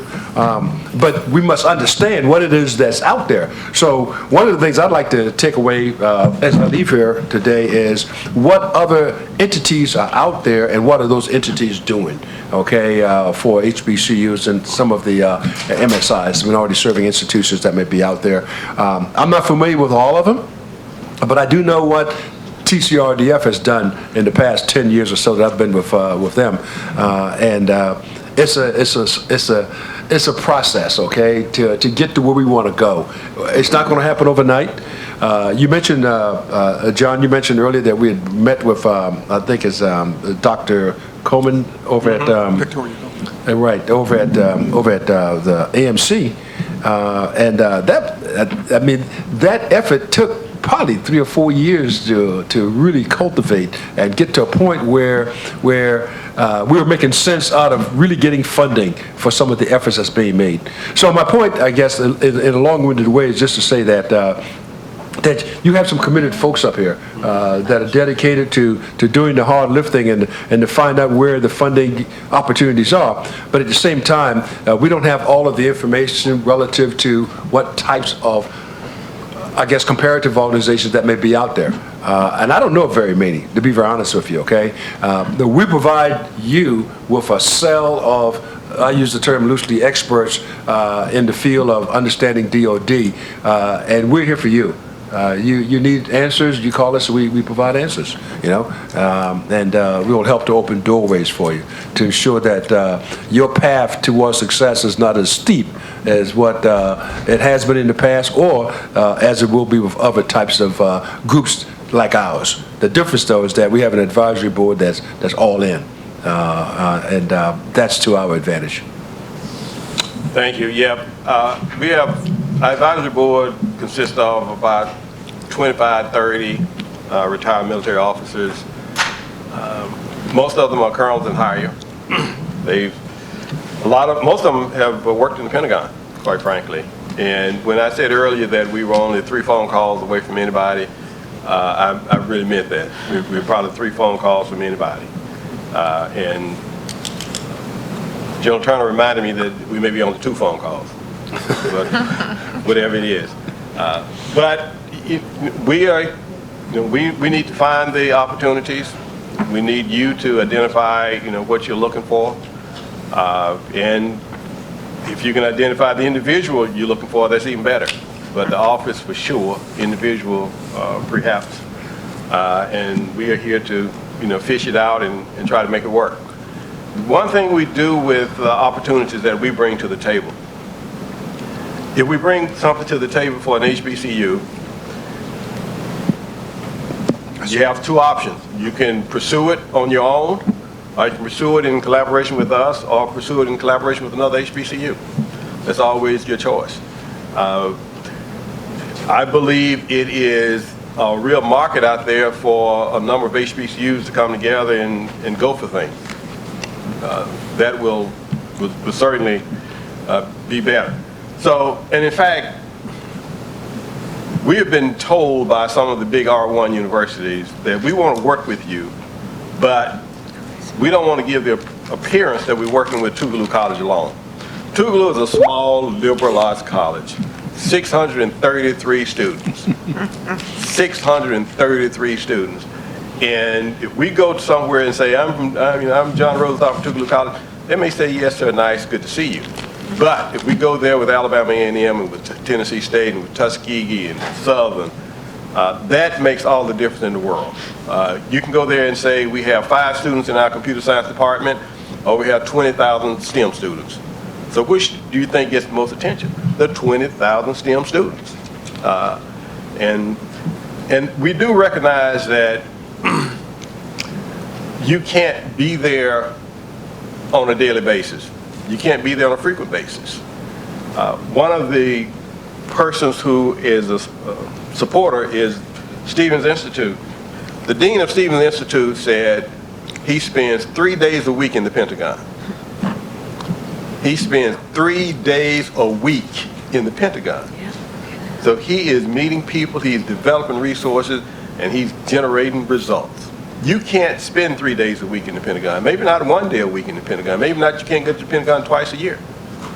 But through General Bray, through General Pinckney, through General Turner, through General Bagby, through General Kip Ward, through other generals, you can get to the Pentagon as often as it's necessary. And that's what General Turner just said. Call us and we're here to help you. And when he speaks, he's speaking for the board because they will all follow him. So thank you guys. It is about time for us to start the next session. Dr. McCarty, if you want to tee up the webinar and invite people to come on, let them in. Recording in progress. Okay. Okay, that answers the question. So in person, I hope you enjoyed your lunch. We need to thank Deloitte for helping us to coordinate this event and for helping us to get lunch. We thank the friends from Alabama A&M who coordinated the event. We're glad to see our friends here from the Armed Materials Command. We're friends here from DEVCON. Thank you so much for coming out. And I'd like to say a special thanks to Dr. Lonnie Sharp. Lonnie is he was former dean at North Carolina A&T, dean at Tennessee State, and we're so happy that he's associated with TCRDF now, and he drove down from Nashville today. So Lonnie, thank you so much for coming out as well. So we're going to start off by having our special guests to introduce themselves and speak a bit about what they do, how they do it, and how they are available to work with HBCU. So let's start off with General Belinda Pickney. What? Will you start off by Just kidding. telling us a little bit about your background and your interest in working with and supporting HBCU? Okay, I am Brigadier General retired Belinda Pinkney. Some of you have already heard the story, but for those who haven't, military person, I spent 34 consecutive years in the military. Loved every minute of it. Had commands from company commander, battalion commander, brigade commander, and then general officer, commanding general. I came in as a private first class, as some have already heard, and after 4 years, I need to back up. I didn't even tell you, I did attend an HBCU, and that was Clark Atlanta University for 3 of the 4 years, and I got an internship from Clark as a result of that, and I ended up moving on to the Medical College of Georgia. In the 4th year in that career field, after the internship, I decided I didn't want that business, and so I stepped out of the military without telling anyone and went into the Army as a private first class. They thought they were doing a favor giving me a private first class because it was a recruiter. He wasn't looking for an officer, he was just looking for a body. And so he told me that I would eat well. He was talking about the dining facility. He said I wouldn't have to worry about housing. He had that right as well. And I ended up going into the Army as a PFC, private first class, and within 4 months I was already promoted to specialist, and then I had put in the paperwork to go to OCS, and within a short period of time I was going to OCS, and that was, I had spent almost, not 3 years, but a little bit of time that they gave me a waiver to come in as a sergeant, and I was getting paid as a sergeant, but within a couple of months I was graduating OCS, Officer Candidate School. I'm in the Hall of Fame there as the first African-American female to do that, and they've since upgraded it to also become a general officer. So life was good. I loved every minute of it, and I am here because of my experience. Every job that I had was a good job. Finished brigade command, and I had 5 battalions there, and we were all over the European theater. We learned a lot, and from that job, I'm not telling every one of the jobs, but from that job, I went into the office of the Assistant Secretary of the Army for Financial Management and Control. Actually, I did that.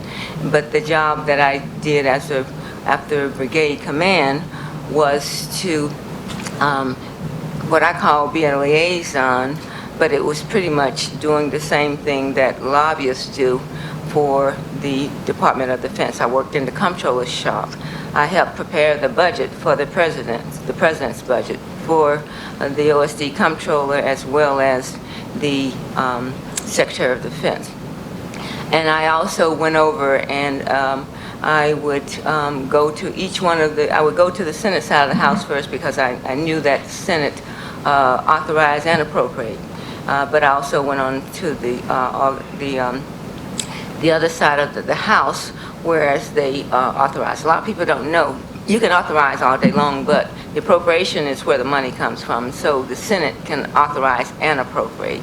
So from that job, they gave me the responsibility of having a budget for the military personnel. That's the largest budget in OSD.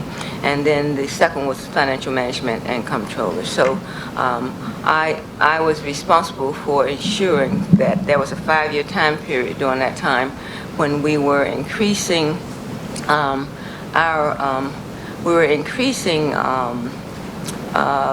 pay for military. We weren't going to be able to match that in the civilian service, but we could at least ask for more dollars, so over time we would have similar funding as being a civilian. So I was responsible for ensuring that and enjoyed all of that. As I left the military, I was asked by the Chief of Staff to have me take a look at diversity and inclusion, and I did that, and he gave me the authority to go out to corporate America. So we went to over 250 organizations. We interviewed over 5,000 military people, and we did a study that showed why minorities were looking up and not seeing people that looked like them. And over that time span, we ended up going from 2008 to 2010, completing that project. And we literally saw from 2008 to 2018 the largest number of minorities that have been promoted in the history of the Army. And that was because of that study. So I thank God for that. So now I'm here because even though I've spent some time really as I spent some time looking at this process for, I don't want to say minorities, but it's pretty much a funding issue that we haven't dealt with at historical black colleges and universities. And because of the people that I know here, when I get a phone call, I guess I'm part of the team now, right? You're the captain. That's right. So I can try to help as much as I can without overstepping boundaries. I know that there's a need to continue this work, and I don't think that we need to give up on it. We just have to try harder, and we can do it. Well, thank you, ma'am. General Bray. Thanks, sir. Appreciate it. First of all, this is a repeat this time, so I had to make sure that I at least kept my comments relatively succinct. But I'll start with the end in mind. I am Arnold Gordon Bray. I am the product of an HBCU graduate, even though I attended the PWI, Central Missouri State University. And I say a product because I am the son of Martha Gordon Bray, who was a graduate of Benedict College. And I always owe much to her. And I use a term that I call U3D, which is underserved, underrepresented, undervalued, and disenfranchised, because that term represents where our nation is shifting to. You know, it's less colored than we thought, but the culture is still prevalent. And again, and as I elevated myself through, or I was elevated as part of the team, over 35 years of military service as an infantry airborne ranger, culminating with my command of roughly 5,000 people in combat. I also noticed that as I moved up, there was not many of the people that I would call the U3D present in the room. And one of the jobs that I did hold was the director of the Joint and Army Experimentation Division, which was the Army's arm of experimentation leads. And there are those in this room that that were there when we were part of the first Future Center, I saw very few of us. I work with the National Society of Black Engineers, and I noticed that they had a mission to try to get 10,000 engineers by year 2024, and they're not quite there yet. So that challenge is exacerbated by the fact that this nation has been trying to become better at its inclusion and better at its integration since its inception, but more specifically, since the most significant thing that happened in the movement, which was 75 years ago, which was the integration of the military in July 26, 1948 occurred. It also opened the door for what should have been contracts that would have changed the landscape of our nation. It hasn't happened. And the result is the chasm of wealth that's associated with the defense industry that helped change this nation and help create some of those great universities we have has not been included in our nation's HBCUs. And that was problematic. It's part of what I've learned, and so now as I am a military advisor to Chancellor Ellison at Fayetteville State University, I get a chance to also see some of the great things he's trying to do, but I also see the challenges that exist when you don't have the relationships that are innate in other universities. So with teammates, and now there is a National Defense Authorization Act that was passed in 2014, but still has not had the implementation that it's supposed to have. I'm looking to try to help to find ways to get the teammates that are the chancellors, the presidents of those universities, and more importantly, the professors and the researchers at those universities, access to the funding that will help us elevate over time. So my transition from being an infantry airborne ranger to now being a national asset to help change our HBCUs is all about the two things that I raised my right hand for in 1978, which is to support and defend the Constitution and to make our nation whole and to bring all of us forward. And to do that is principally focused on providing exposure and opportunities and then doing those things that I can to make that come to pass. Thank you, General Bray. You're right. Exposure and opportunities are two of the things that we really need, and that's two of the things that we appreciate your being able to help our HBCUs to get. As we said earlier, with our special guests here on the panel, our 5 generals, we would suspect that anybody in the Department of Defense is no more than 3 phone calls away. And for us to open up those doors and to help our schools get the opportunity to meet the right people is what we are all about. I'm going to ask General Bagby to come next and give a little background about himself, but I want you to also talk about some of the work you've done with TCR, the Tougaloo College Research and Development Foundation, and how that can transcend to other HBCUs. General Bagby. Well, John, thank you very much for the introduction and giving me a chance to say a few words today. My name is Byron Bagby. I grew up in Fulton, Missouri, small town, about an hour and a half west of St. Louis. Undergraduate degree at Westminster College in Fulton, Missouri, and then a master's degree at the University of North Carolina at Chapel Hill. Served a 33-year career in the Army as a combat arms officer, just kind of like General Turner and General Bray, also an airborne ranger qualified. I've had a chance to serve in some education roles during my time in the military.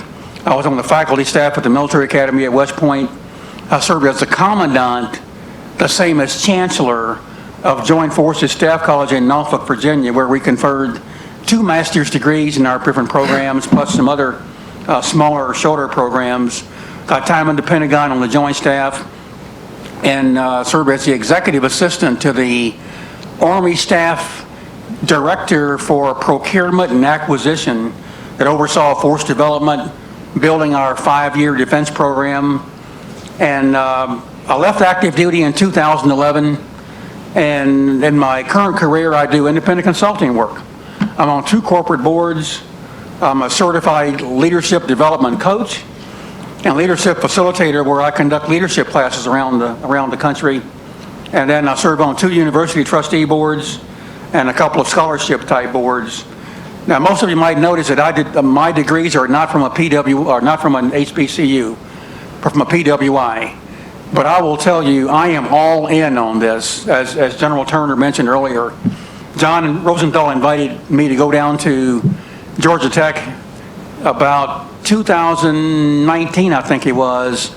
And I said, I'll fly down there and spend a couple of days and then see how it goes. And we're sitting in a briefing room where GTRI is giving us a presentation on their programs, when it was started in 1937, I believe, how they get funding. And one of the slides they showed depicted that they get about $1.5 billion from the federal government and about $900 billion from DOD. About 4 slides later, they showed a slide that reflected them giving Albany State University like an $88,000 contract. And I scratched my head and said, is that a decimal out of place there? Is there a typo in that? And they said, no, it was correct.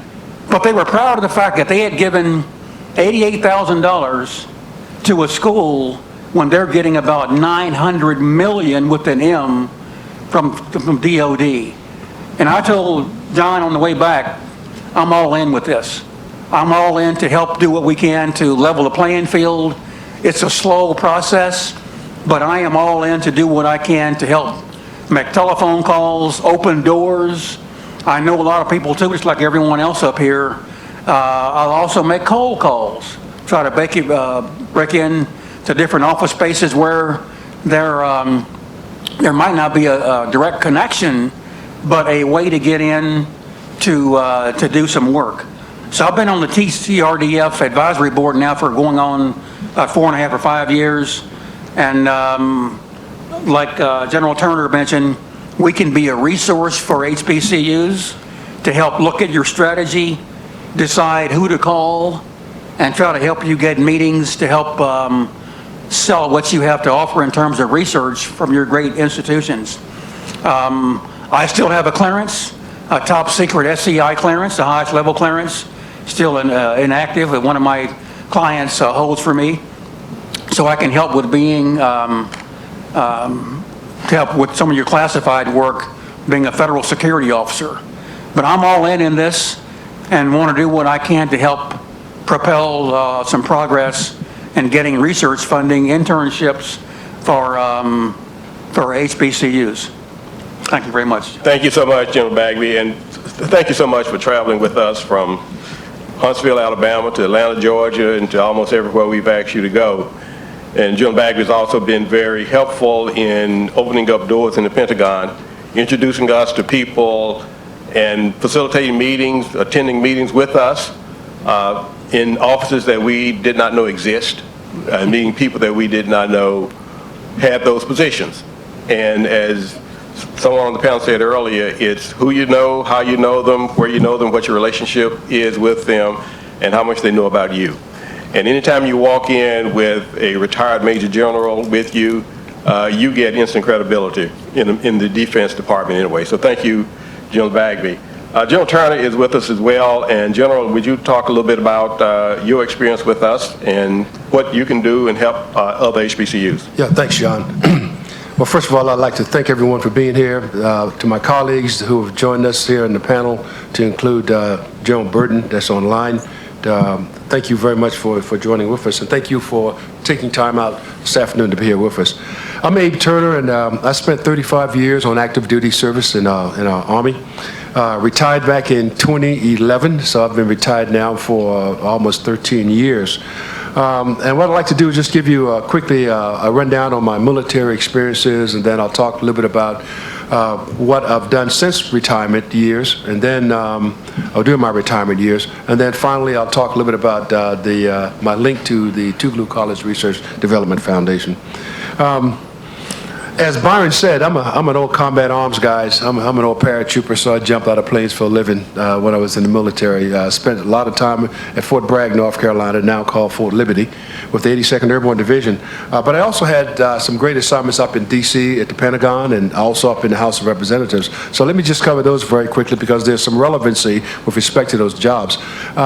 When I was in the Pentagon, I spent time on the Army staff, so I saw staff organization at a very high level. I also spent some time on the Joint Staff. And it was on the Joint Staff where I had an opportunity to work with two Secretaries of State, Madeleine Albright, initially for about a year and a half, and then for the first 6 months of Colin Powell's term as Secretary of State, I was on his advisory panel, or advisory team, I should say, that traveled with the Secretary of State wherever he or she went.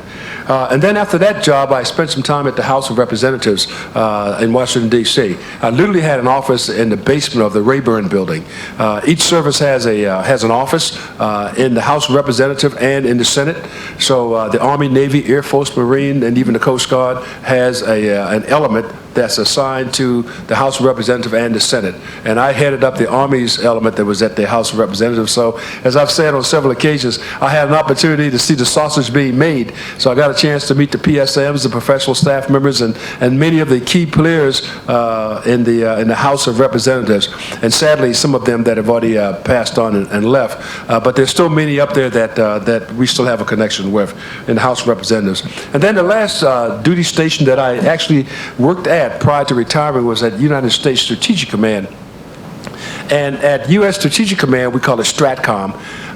That command controls all of our nuclear weapons systems. And I was the chief of staff out there, working for a 4-star general that was the combatant commander. He's the guy in charge.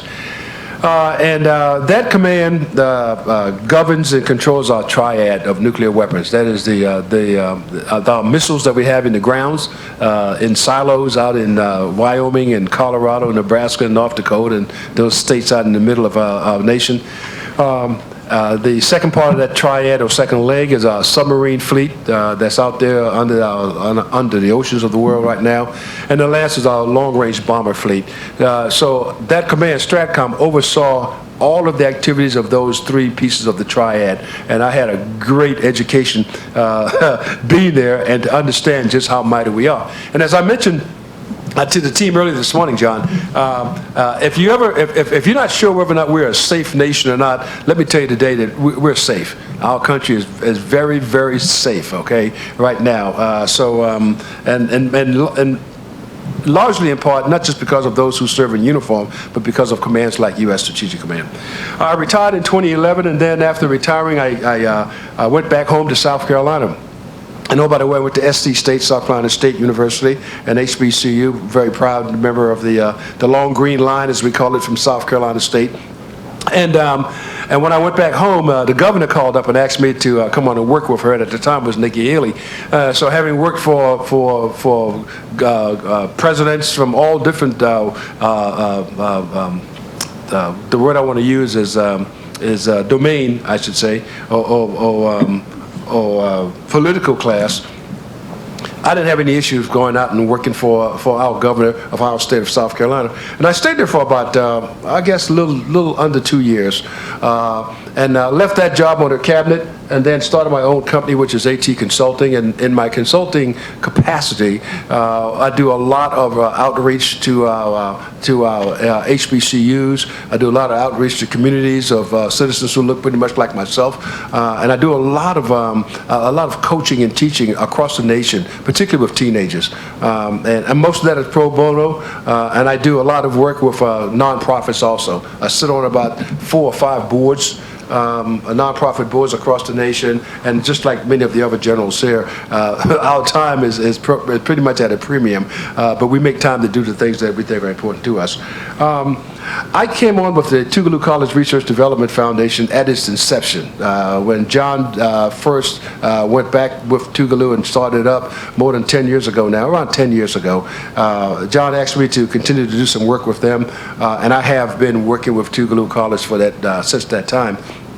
And we've been a lot of places, John. And as I mentioned earlier, this is a slow process. We're not going to magically make things happen overnight for all of our universities, but we are methodically working towards an end. And that end is to bring more federal funding to our HBCUs, and that's exactly where we're headed. Now, one particular agency that I'd like to just highlight before I turn it back over to you, John, is an agency that we've been working with over the last 4 or 5 months, and they've been really, really actively pursuing engagement of our HBCUs, and that agency is DARPA.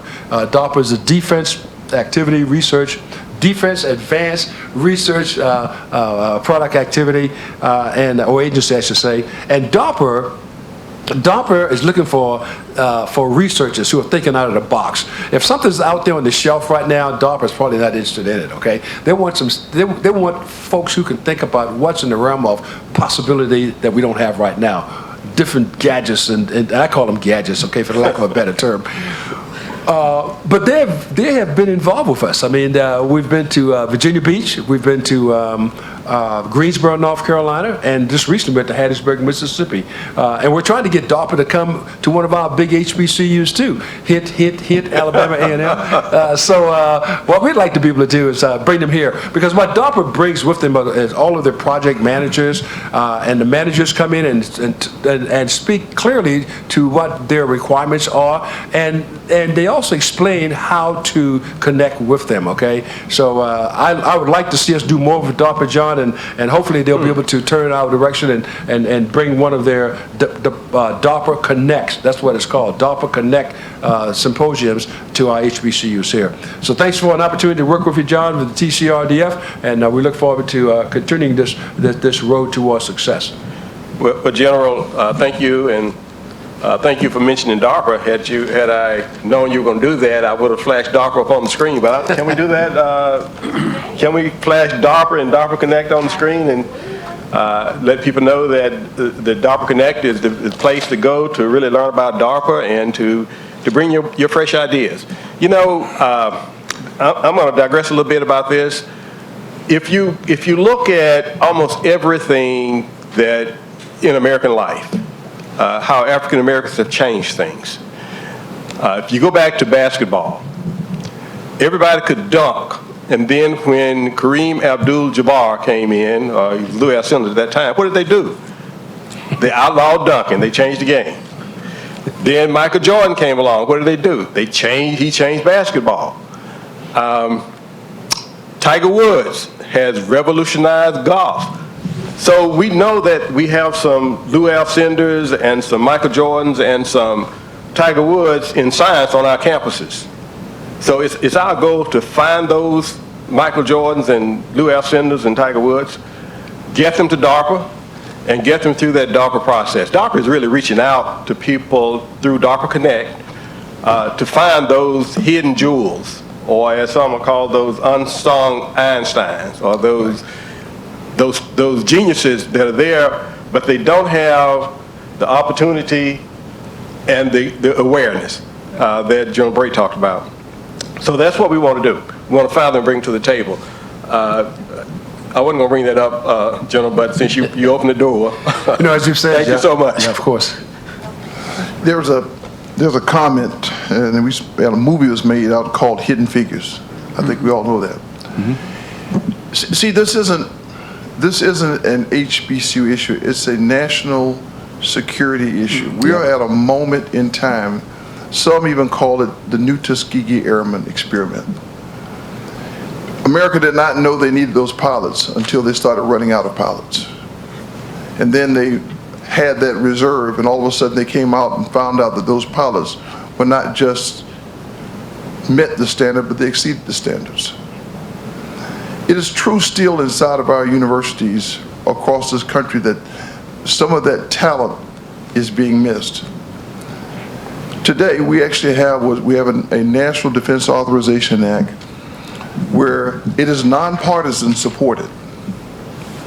The problem is the implementation that says that there is a portion, I think the number is 10%, of the $790 billion industry called the Department of Defense that belongs inside of the place where that part of America, those who are underserved, undervalued, underrepresented, and disenfranchised reside. You know, I like to call the HBCUs, this is the place where there are so, you know, you can't go fishing for rock bass in still waters. If you're trying to get all of America in those places, you have to go with that kind of a density, so you have to go to HBCUs to find them and to bring them out, because that's where that resides, that hidden talent. And so we have to try to make sure that we start to we put pressure on those legislators that said, okay, you can't sit back and rest by having made a decision to say, yeah, we can do it. We got to force the implementation and start to get those funds to the universities. Now, there was a discussion also, how do you do that? It is also the Department of Defense's requirement to get that chain working, to make sure that there is a way for those universities to know how to get the funds, to know the process for getting the funds, to put the people on those universities to help them be able to get that process completed, and to know the talent and the type research that best fits the university to go after what I call those, I don't call it, the DOD calls it, those 14 priority areas that our nation knows it needs, and to support our national security strategy. And those universities can then be able to say, we have built the capability either as advanced, applied, or basic research that can help this process, and we have some minds that can be part of it. And if we do it right, we'll also be able to get a pipeline so that they become interested interns, employees. A little more than 30% of our Department of Defense never puts on a uniform. But I'll bet half the students on our campuses don't know that. But their minds are still needed for our defense. So let's talk a little bit about what we as members of the Tougaloo College Research and Development Foundation Advisory Board can do for an HBCU that doesn't know we exist. Let's start with you, General Bagby. Oh, I'm sorry. Some of the things that the advisory board can do for HBCUs. The one thing that we can do is sit down with you and your experts, your research teams, your professors, and identify those projects that you have, those capabilities that your university has, and look at the DOD wiring diagram, especially in the research and development field, the Chiefs of Science offices for the Navy, Army, and Air Force, and identify possible targets. Meaning, when I say target, I mean offices that we might be able to pursue getting research opportunities. So someone mentioned cybersecurity earlier. Dr. DeWick mentioned cybersecurity, talked about AI. If you have certain programs that might be a good fit for those for those DOD offices, we can identify ways to either, if we have a contact in those offices, someone on our advisory board, or I'm not above making a cold call to someone that might get a door open. But I assure you that if you have a flag officer, an admiral or general, that is calling an office or sending an email, they are more likely to respond to our message traffic. And we also can provide subject matter expertise on contracting. Acquisition. All of us have some experience in acquisition. General Burton probably has more than all of us, but he did that for 25 years of his career. But we all have some experience in contracting and acquisition, and can help you build proposals, read them over, and make sure they're strong as they possibly can be, to ensure that they get read and get reviewed appropriately. And I think I mentioned during my presentation that most of us have clearances. Most of us still have a TS clearance that's active, that we might be able to help you get work in space that might be either CUI, controlled unclassified information, or up to secret level. I'll be able to help you get work in that area by being able to advise you as to how to go about protecting the information that you have. I know some schools are trying to build SCIFs, and that's appropriate, and you need that. But we can advise you as to how to go about it, getting it built and certified as a sensitive compartmented information facility. Is that helpful, John? Thank you, General Babbitt. You know, you mentioned about the contract and contract management. One of the elements, one of the problems we've seen on some of our schools, hopefully not many of them, is the financial management elements of the contracts. There have been some problems that I don't quite understand in the invoicing. If somebody owes you money, I don't know why you can't send them an invoice and say, send me my money.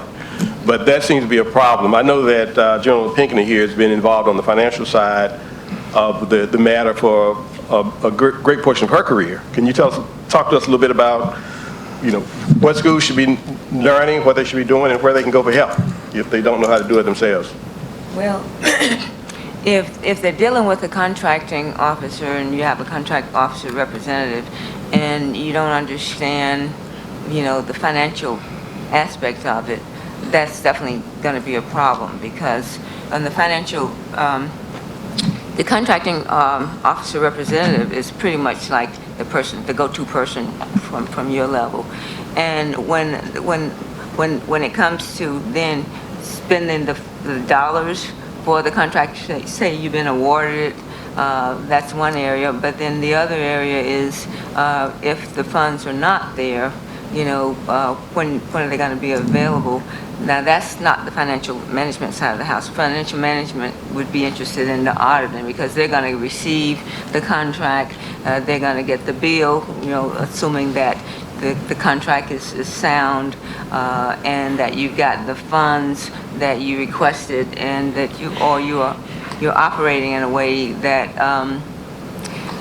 the finance office sees is the accurate way, meaning you're going to get paid on the other end, assuming you got the contract, you got the receiving report, and you submitted that.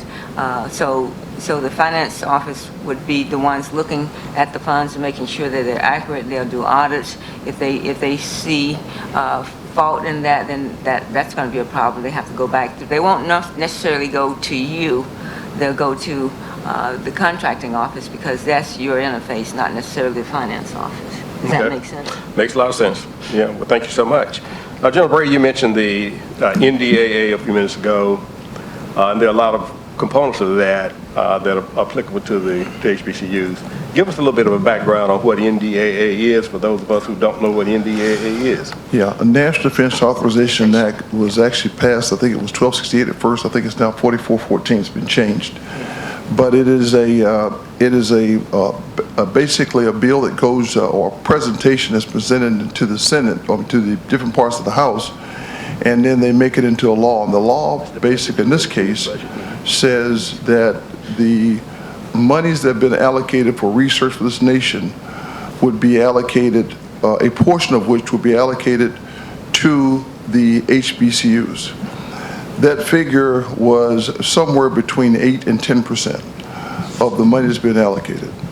And you'll see recently there was a celebration of $90 million being allocated to 9 universities through the Distribution Authority of Howard University, done by the Air Force, trying to show their assertion of support to the law that was already out there. Well, actually, it should have been just an example, because the reality is that's not even close to what the amount should be. It should be somewhere just around 1 billion dollars that should have been allocated based upon the law. And there are several parts of that. There's the executive authorities that exist inside of that exist within the Department of Defense, which has the requirement to push this through the different avenues and different schools that are receiving funding. The problem is that nobody is pushing the effort. If nobody's insisting on the effort, it becomes just a discussion. Excuse me a second, General. When you say nobody, who are you referring to? Yeah, good. When I say no one, I'm really suggesting that there's two parts. There are the congressional leaders that have constituencies that have in their footprint minority serving institutions, of which the historically black colleges and universities are part. There is also, and by the way, it doesn't even address the women's institutions, which is another piece, but it does address Hispanic and it does address the indigenous universities. So when I say who's not pushing it, Yes, sir. it is all those entities who have a vested interest that should actually combine and make it one of the top lines of their conversations to the executive authorities, Department of Defense, part of that grouping, and to their legislative representatives who wrote it and said, we'll do it. But what happens, or what is happening, is many of them are trying to make it an additive discussion, meaning if we get the money, this will be something we'll put our efforts behind.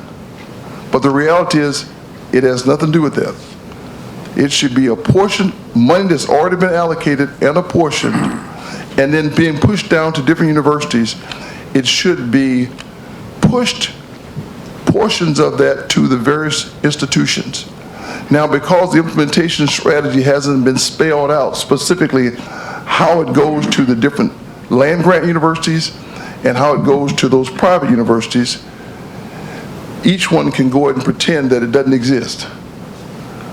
So it's going to take the HBCUs who know that the law exists, the law is out there, there's a requirement, to now push for some of those funds in a more concerted and collective way to go forward. To answer your question, sir? That does, but the way, but you know, part of the purpose of this panel is how do we help? Yes, good.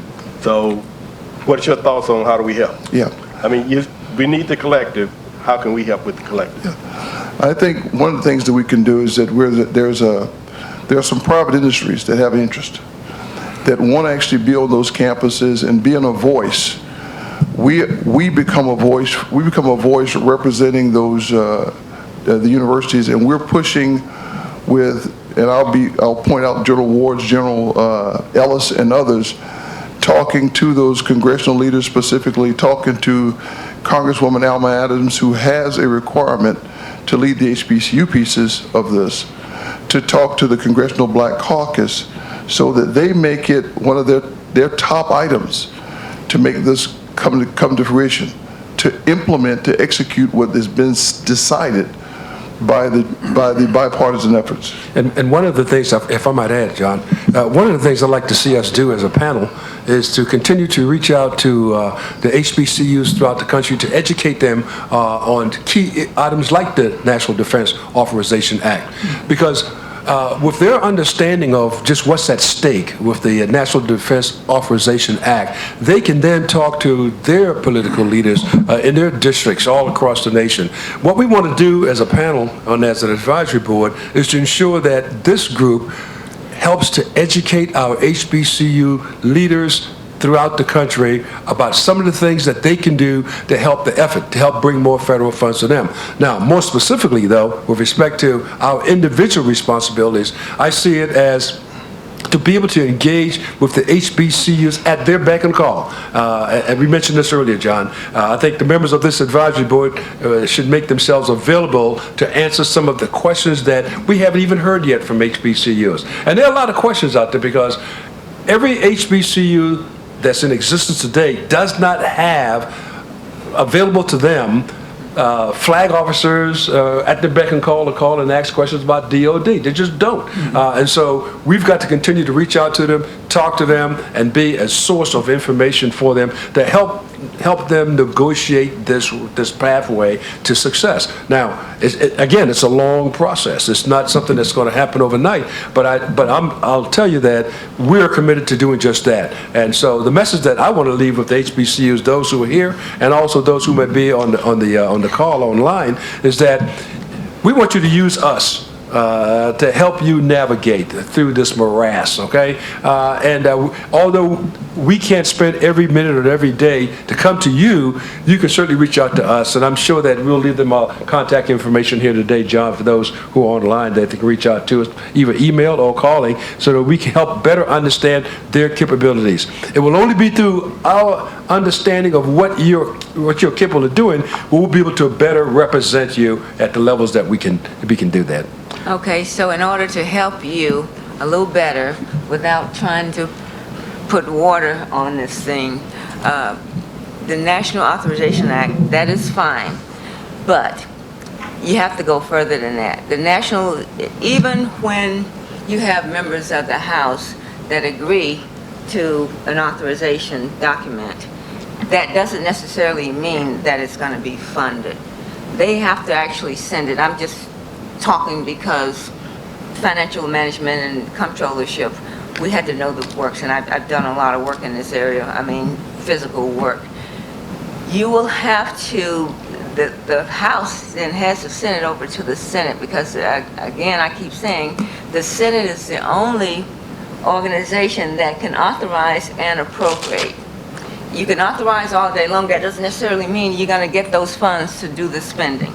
And so once you, but it's still nothing wrong with you getting in close touch with and get to the point where you get to know members of the House that are willing to even put it on an authorization document.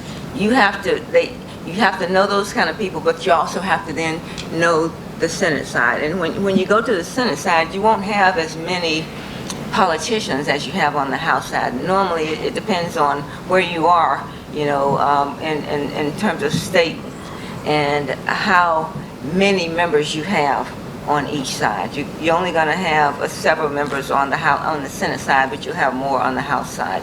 If you come together as, you know, a group that's interested in the same thing, you work both sides of the House and Senate. And in addition to that, there's just other organizations that could be interested in very similar things. When I say other organizations, they may just have different titles, but you're going for the same thing. So if you don't even get the House, you can there's still room for you to make progress if you just go to the right senators and get them to buy into it.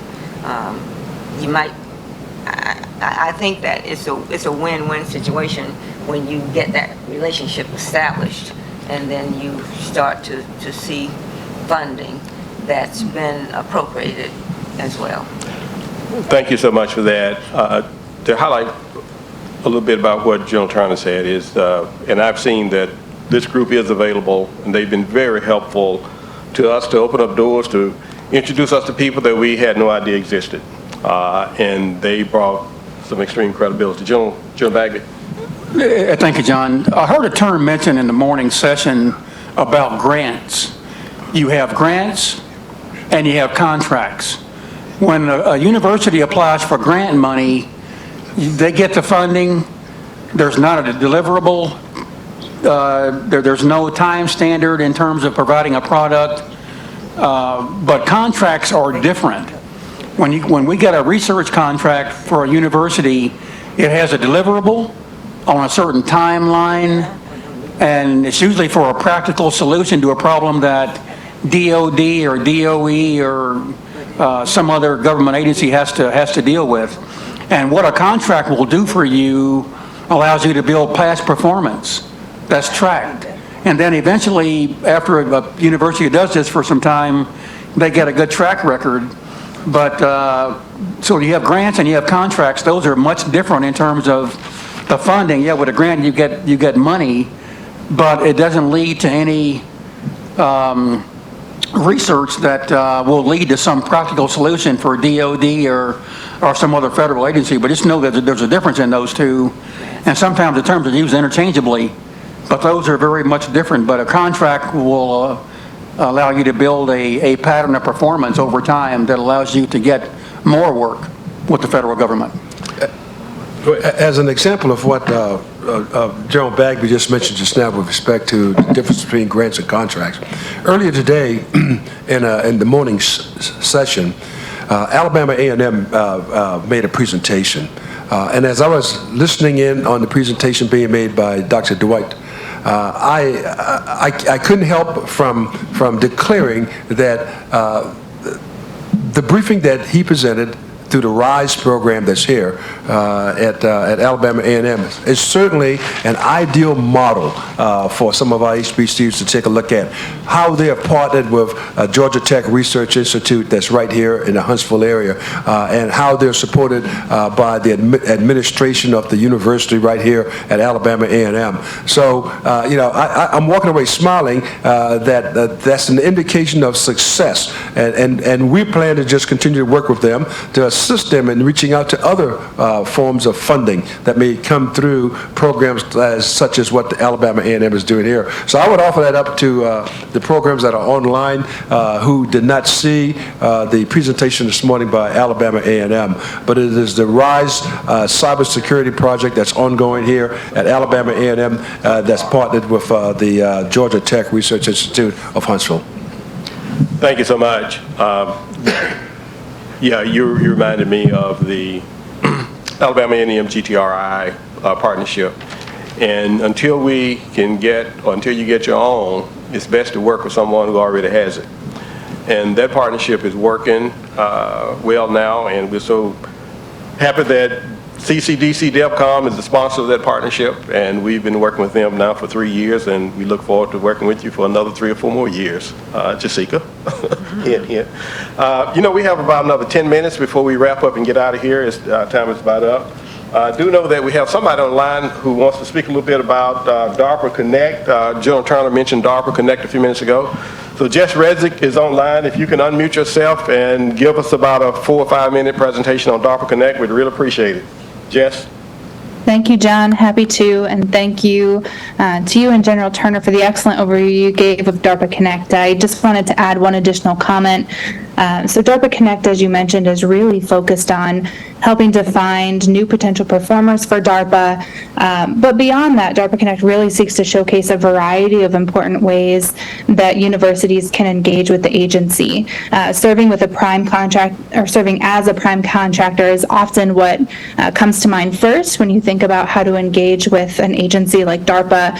But there are a lot of important programs that offer opportunities for not just faculty, but also for students to engage with the agency as well. So certainly through avenues like subcontracting, but additionally, DARPA has a Young Faculty Award for those early career professionals who may have new and innovative ideas that could, apply in the DARPA ecosystem.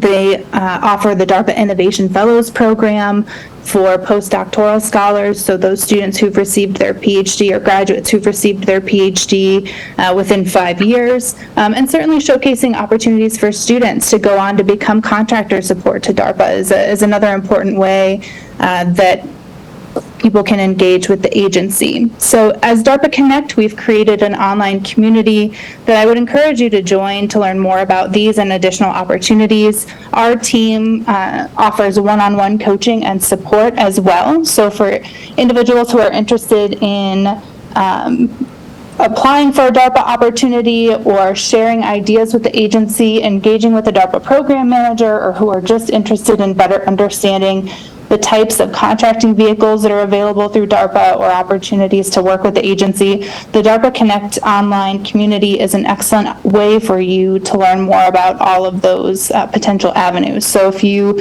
visit darpaconnect.us, there's a join button available there. We have a fully developed online curriculum of lessons that you can take, or my team is available for one-on-one support as well at any time. So happy to serve as a resource. And looking forward to working with people moving forward and, really letting this serve as a truly one-stop shop for engaging with DARPA and learning about how to navigate the agency. So thank you for the opportunity to share that information, and please feel free to reach out if you have any additional questions or if you have ideas or interest in working with DARPA moving forward. Thank you, Jess. Really appreciate you saying that. And for everybody, if you are interested in anything you've heard today, you can always reach out to info@tcrdf.org, info@tcrdf.org, and we will make that connection to you. Our whole goal here is to help HBCUs become better participants in the federal procurement process. We focused on Department of Defense for 2 particular reasons. Number one, the size of that defense budget. That's the first reason we focus on the Department of Defense. And the second reason is, as General Bray said, Congress has been pushing defense to enhance their engagements with HBCUs. And we want to help Congress, we want to help defense, but more importantly, we want to help HBCUs better connect with the Department of Defense and with Congress. And as I said earlier today, and I'll say it again, this panel and other members of our advisory board, you're only 3 phone calls from anybody in the Department of Defense. They've either worked for one of these generals, or one of these generals has worked for them, or they've been around them for 30 years, and they know them, and they can do things that we can't do. I think we have somebody from GTRI online too. Kevin, do you want to talk about an opportunity that you want to present to us on the call today? Kevin Carvati, can you unmute?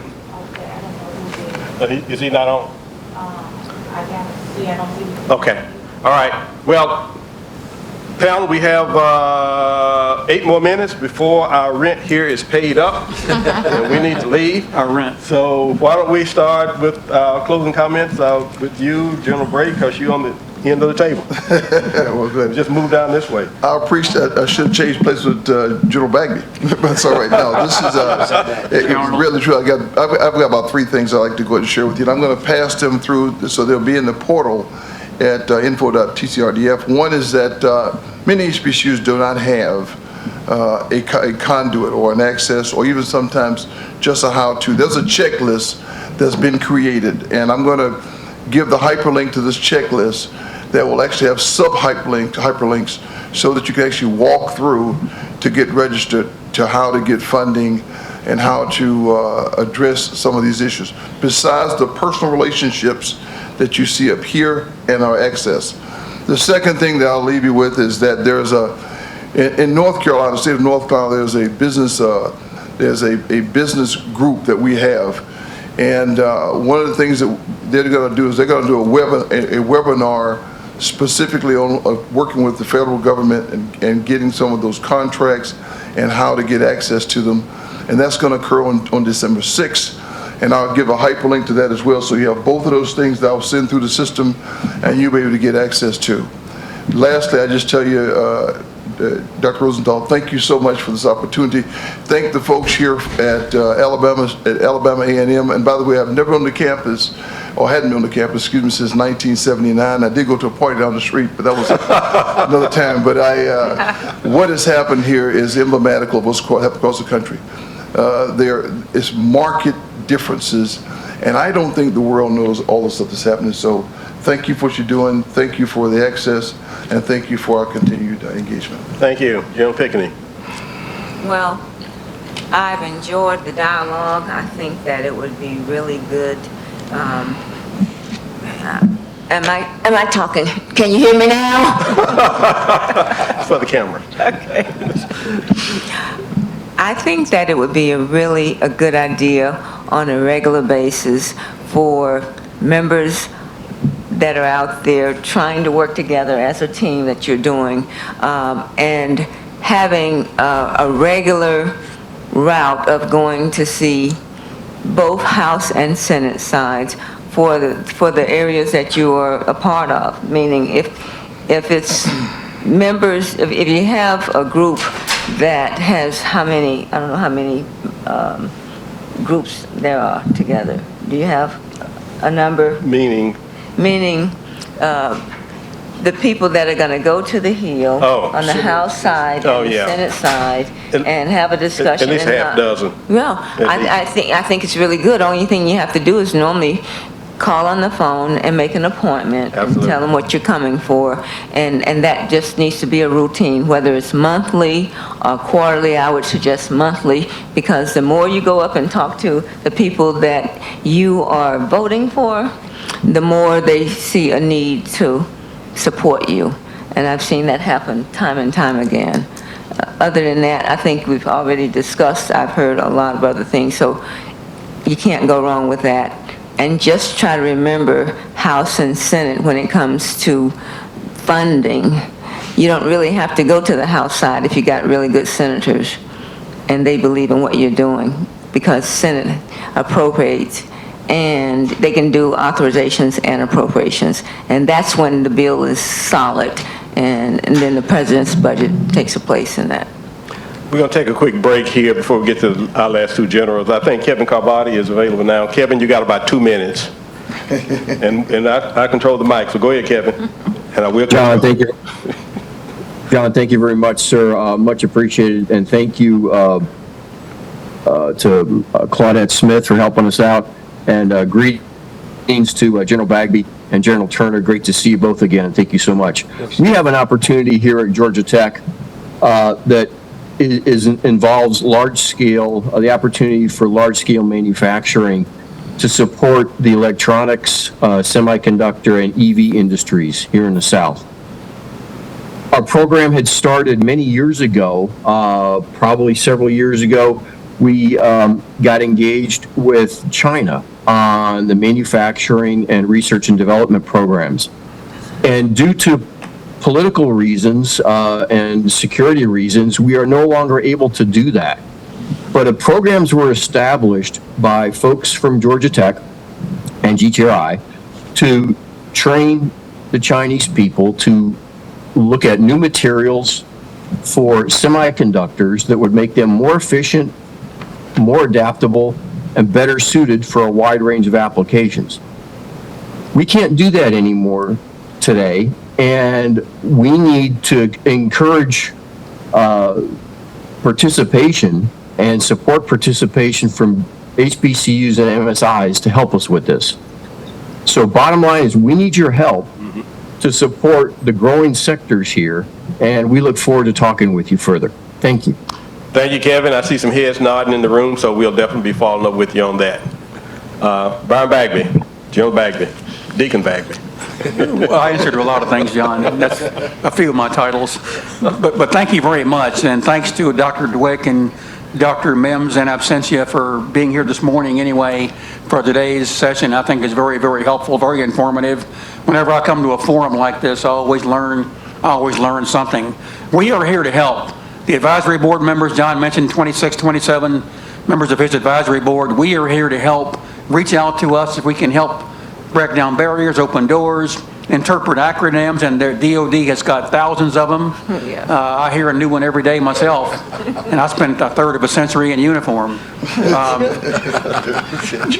The GTRI Alabama A&M mentorship protege model should be replicated all over. Now, it's one UARC. We've got 13 more to go, so I think, to set up some kind of relationship. But I think that model is growing, it's working, it will get stronger, and I think that should be exported far and wide across to other HBCUs and other UARCs. They've got the capacity, in my view, to help build mentorship, protege relationships. It's been a great day. I've learned a lot. Glad to be here and look forward to helping any way I can. Thank you very much. Thank you so much, and thanks Deloitte for helping to facilitate this. It's been a pleasure working with Deloitte and working with Alabama A&M to bring this all together. General Turner, you get the last word. Yeah, thank you, John. You know, our HBCUs across the country are very busy, and we recognize how busy all of you are. We have faculty members that can't do the type of research they want to do because they're spending time behind the podium, which is important too. We have HBCUs that don't have the infrastructure to have the appropriate type of modern laboratories that are needed to do some of the research that these agencies across our country are in need of. And we understand all of the above. The message I'd like to leave with everyone is that this board is here to help you understand, first of all, the dynamics of working with the federal government and these agencies. And then secondly, we're here to help you build the road towards obtaining some of the funding that you're looking for. And we can do that. We honestly can really do that. We don't have all of the answers, but by golly, we'll definitely pursue the answers to questions that you give us. So I'm looking forward to engaging with our HBCUs, those who are on the net today and those who are in attendance here today. Thanks again to all of you for being here. Thanks for Alabama A&M for hosting us as you have all day today. John, back to you. Thank you, and goodbye.